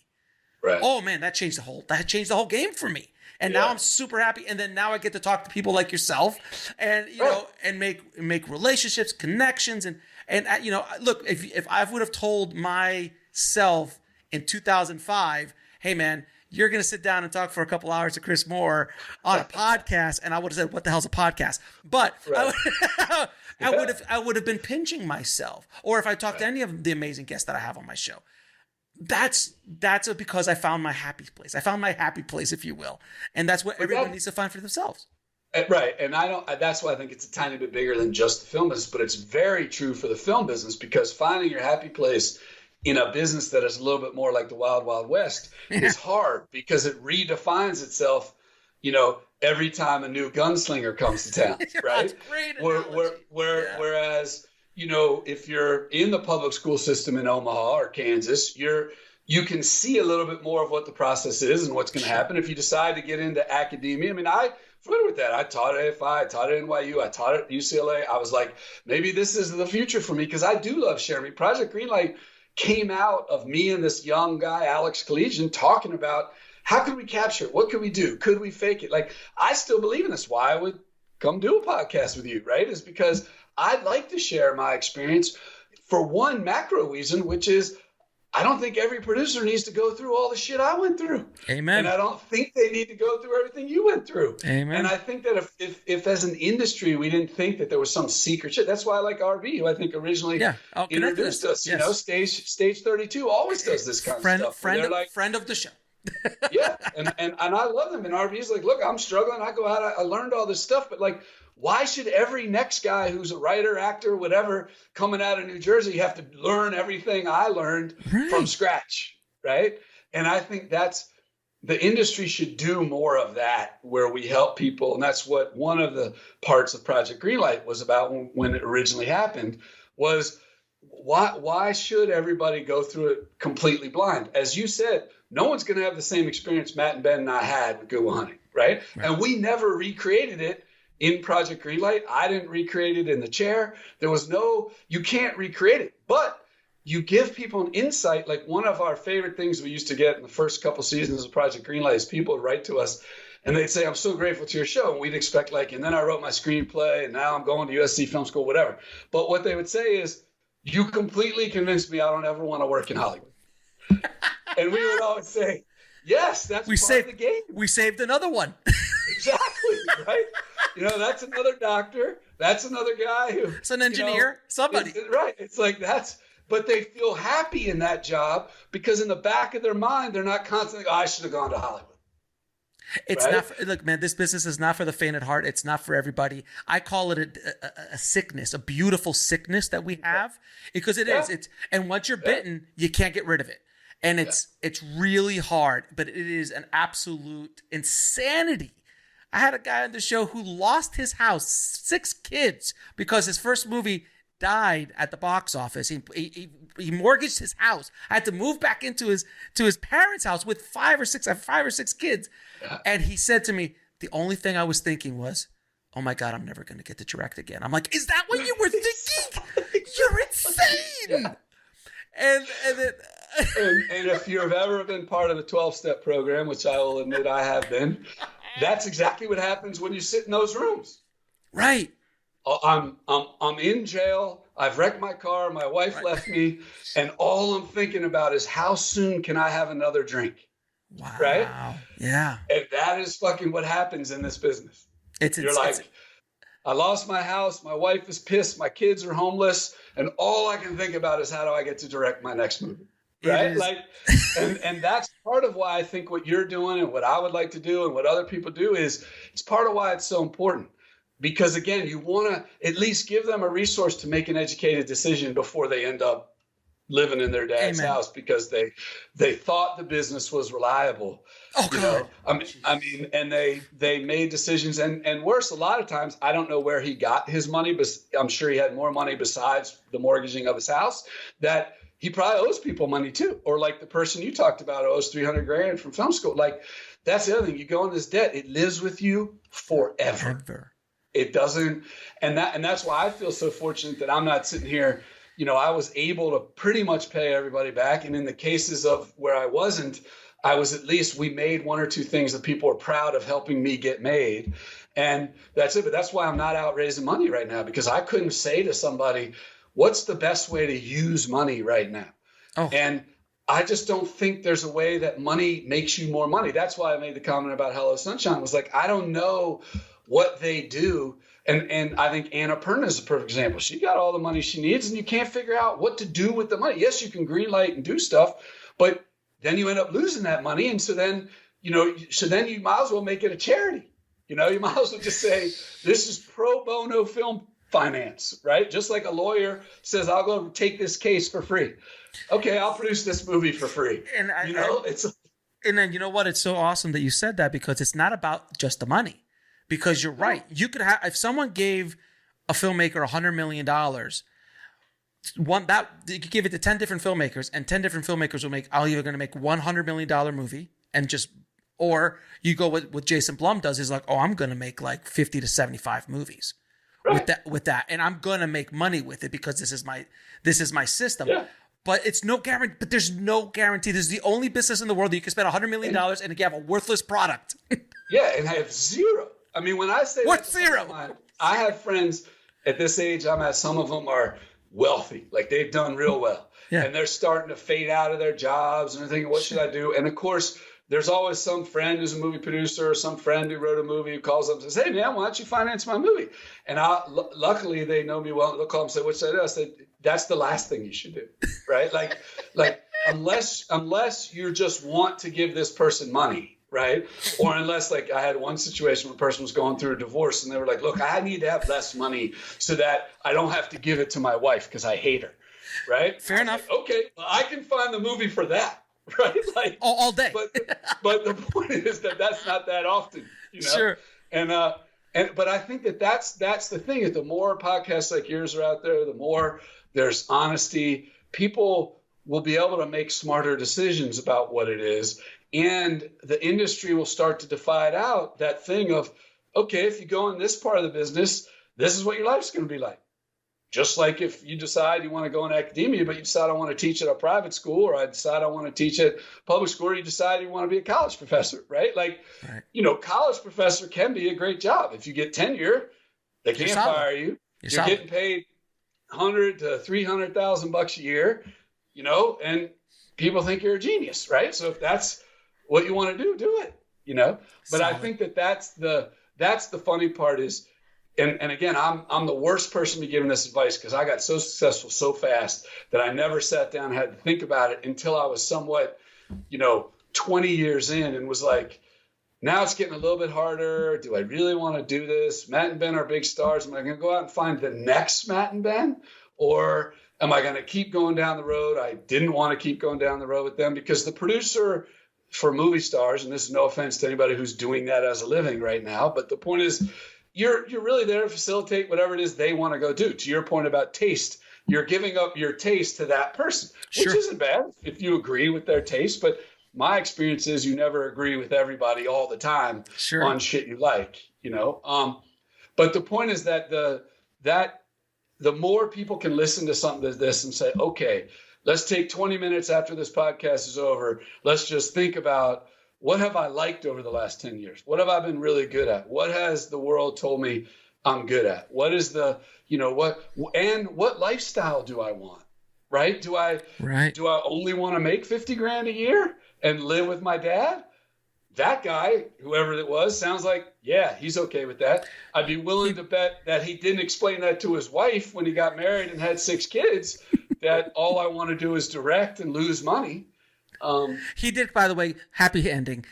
Took him 7 years. He built all their businesses up. He got back out. He made another movie, but he was a lot smarter about it the next time around. Yeah. But it took him a minute. It took him a minute to come back out. It took him a minute. Yeah. And that's the point, is he probably had that moment. I'm not a religious person, but I spent a lot of time in churches, so I always call it the come to Jesus moment. Yes. Is what they used to call it in the thing, where whether it's you had a failure, whether there's too many options in front of you, whether somebody offers you something you're not quite sure, whatever it is, everyone ends up in that come to Jesus moment of, is this really what I should be doing? And there's a lot of factors: lifestyle, family, time, health, all that. Plus, what do I like doing, and what are people going to let me do? Right. And I think the more you can sit down in any version of a life, but certainly in Hollywood, because it is wildly unpredictable. And the thing that's funny about Hollywood is it's even unpredictable if you take the more predictable route. Like if you become an executive, you still could get fired at any time. Pretty much if you're a lawyer, an agent, if you work at one of the big management companies, you can have a relatively predictable way, but you're also trapped in that situation. And a lot of people who are interested in Hollywood are not people who are interested in being trapped. So right, exactly. And I'll ask you one last question, sir. 3 of your favorite films of all time. Well, we talked about Die Hard. Obviously. I also love Clockwork Orange, which some people think is crazy. Amazing. And the next one. Yeah, see.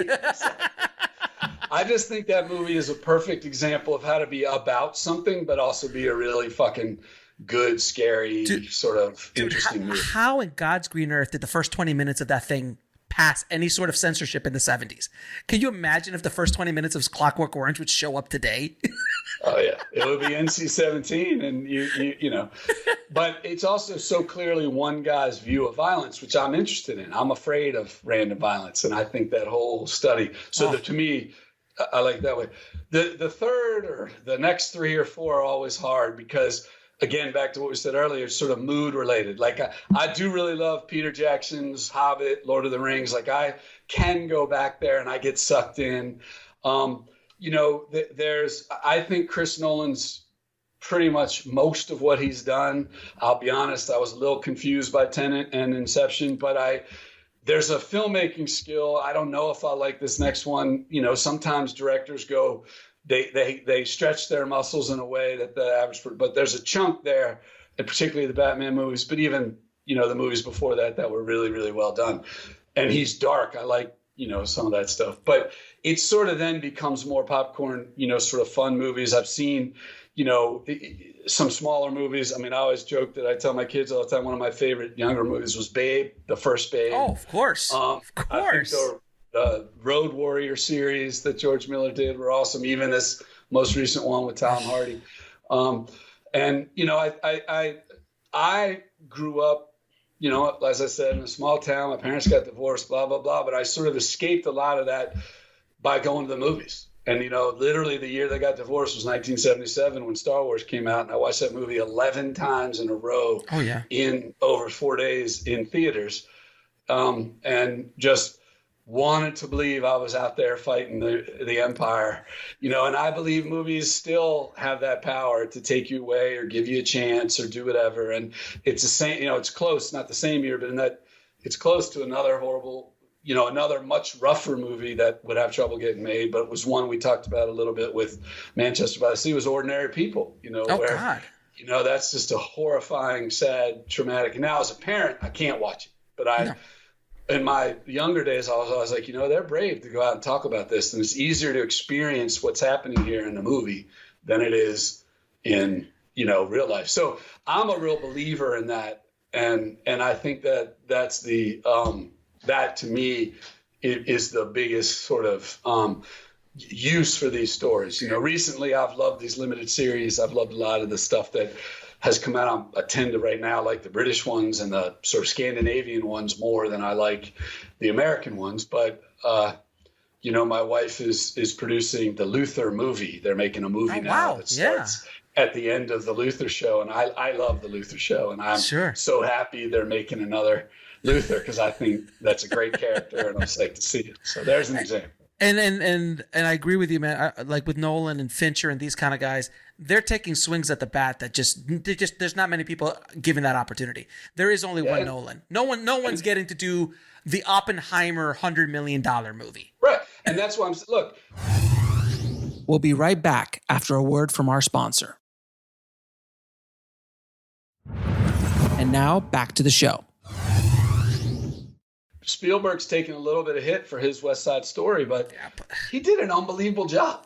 And he's taken swings, and it's literally one of the best made movies I've ever seen. And the story is the story. Like for anyone to be somehow shocked in the sense the thing's been around forever. Like they didn't change it completely. And to me, watching an expert who also brings in experts, not like Tony Kushner's a bad writer, and these guys and the performers are great and whatever. And you're like, that's what you want to see. You want these people to go. I'm psyched for Jim Cameron's Avatars. I wish they would come out. And those idiots are just waiting for COVID to go away and waiting for them to finish. But it's like, I want to see great filmmakers do stuff. Yes, exactly. Chris, man, I am so grateful for this conversation, man. It was a lot of fun. I argue this is probably one of the most important conversations that filmmakers should listen to. I swear to God, man, there's so much gold. Nice. There's so much gold in this, and up in these hills, sir. I do truly appreciate you, my friend.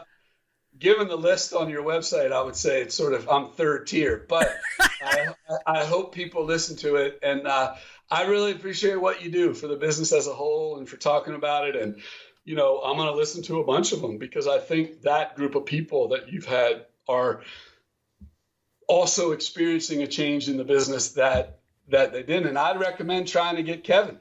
I'm willing to write to Kevin Smith if you want, if you've tried. Amen, sir. I've been trying to get through to Kevin for the longest time. He may not do it because he has other podcasts or whatever, but Kevin fits into this story. But he does podcasts, and I think when Clerks 3 comes out, hopefully he'll want to promote it. Well, but please I will happily help with that. Thank you, Chris. Because I think he'd have a lot based on what we're talking about, and I know him enough to write him and just say, I had Scott on. I had Scott on, and Scott was. I love Scott. Scott is anyway. He's the best, brother. I appreciate your time, man. Thank you so much for being on the show. Thank you so much. I want to thank Chris so much for coming on the show and dropping his knowledge bombs on the tribe today. I told you it was going to be a heck of an episode, and it was. Thank you again, Chris. If you want to get links to anything we spoke about in this episode, head over to the show notes at bulletproofscreenwriting.tv/174. And if you haven't already, please head over to screenwritingpodcast.com, subscribe, and leave a good review for the show. It truly helps us out a lot. Thank you so much for listening, guys. As always, keep on writing no matter what. I'll talk to you soon. Thanks for listening to the Bulletproof Screenwriting Podcast at bulletproofscreenwriting.tv.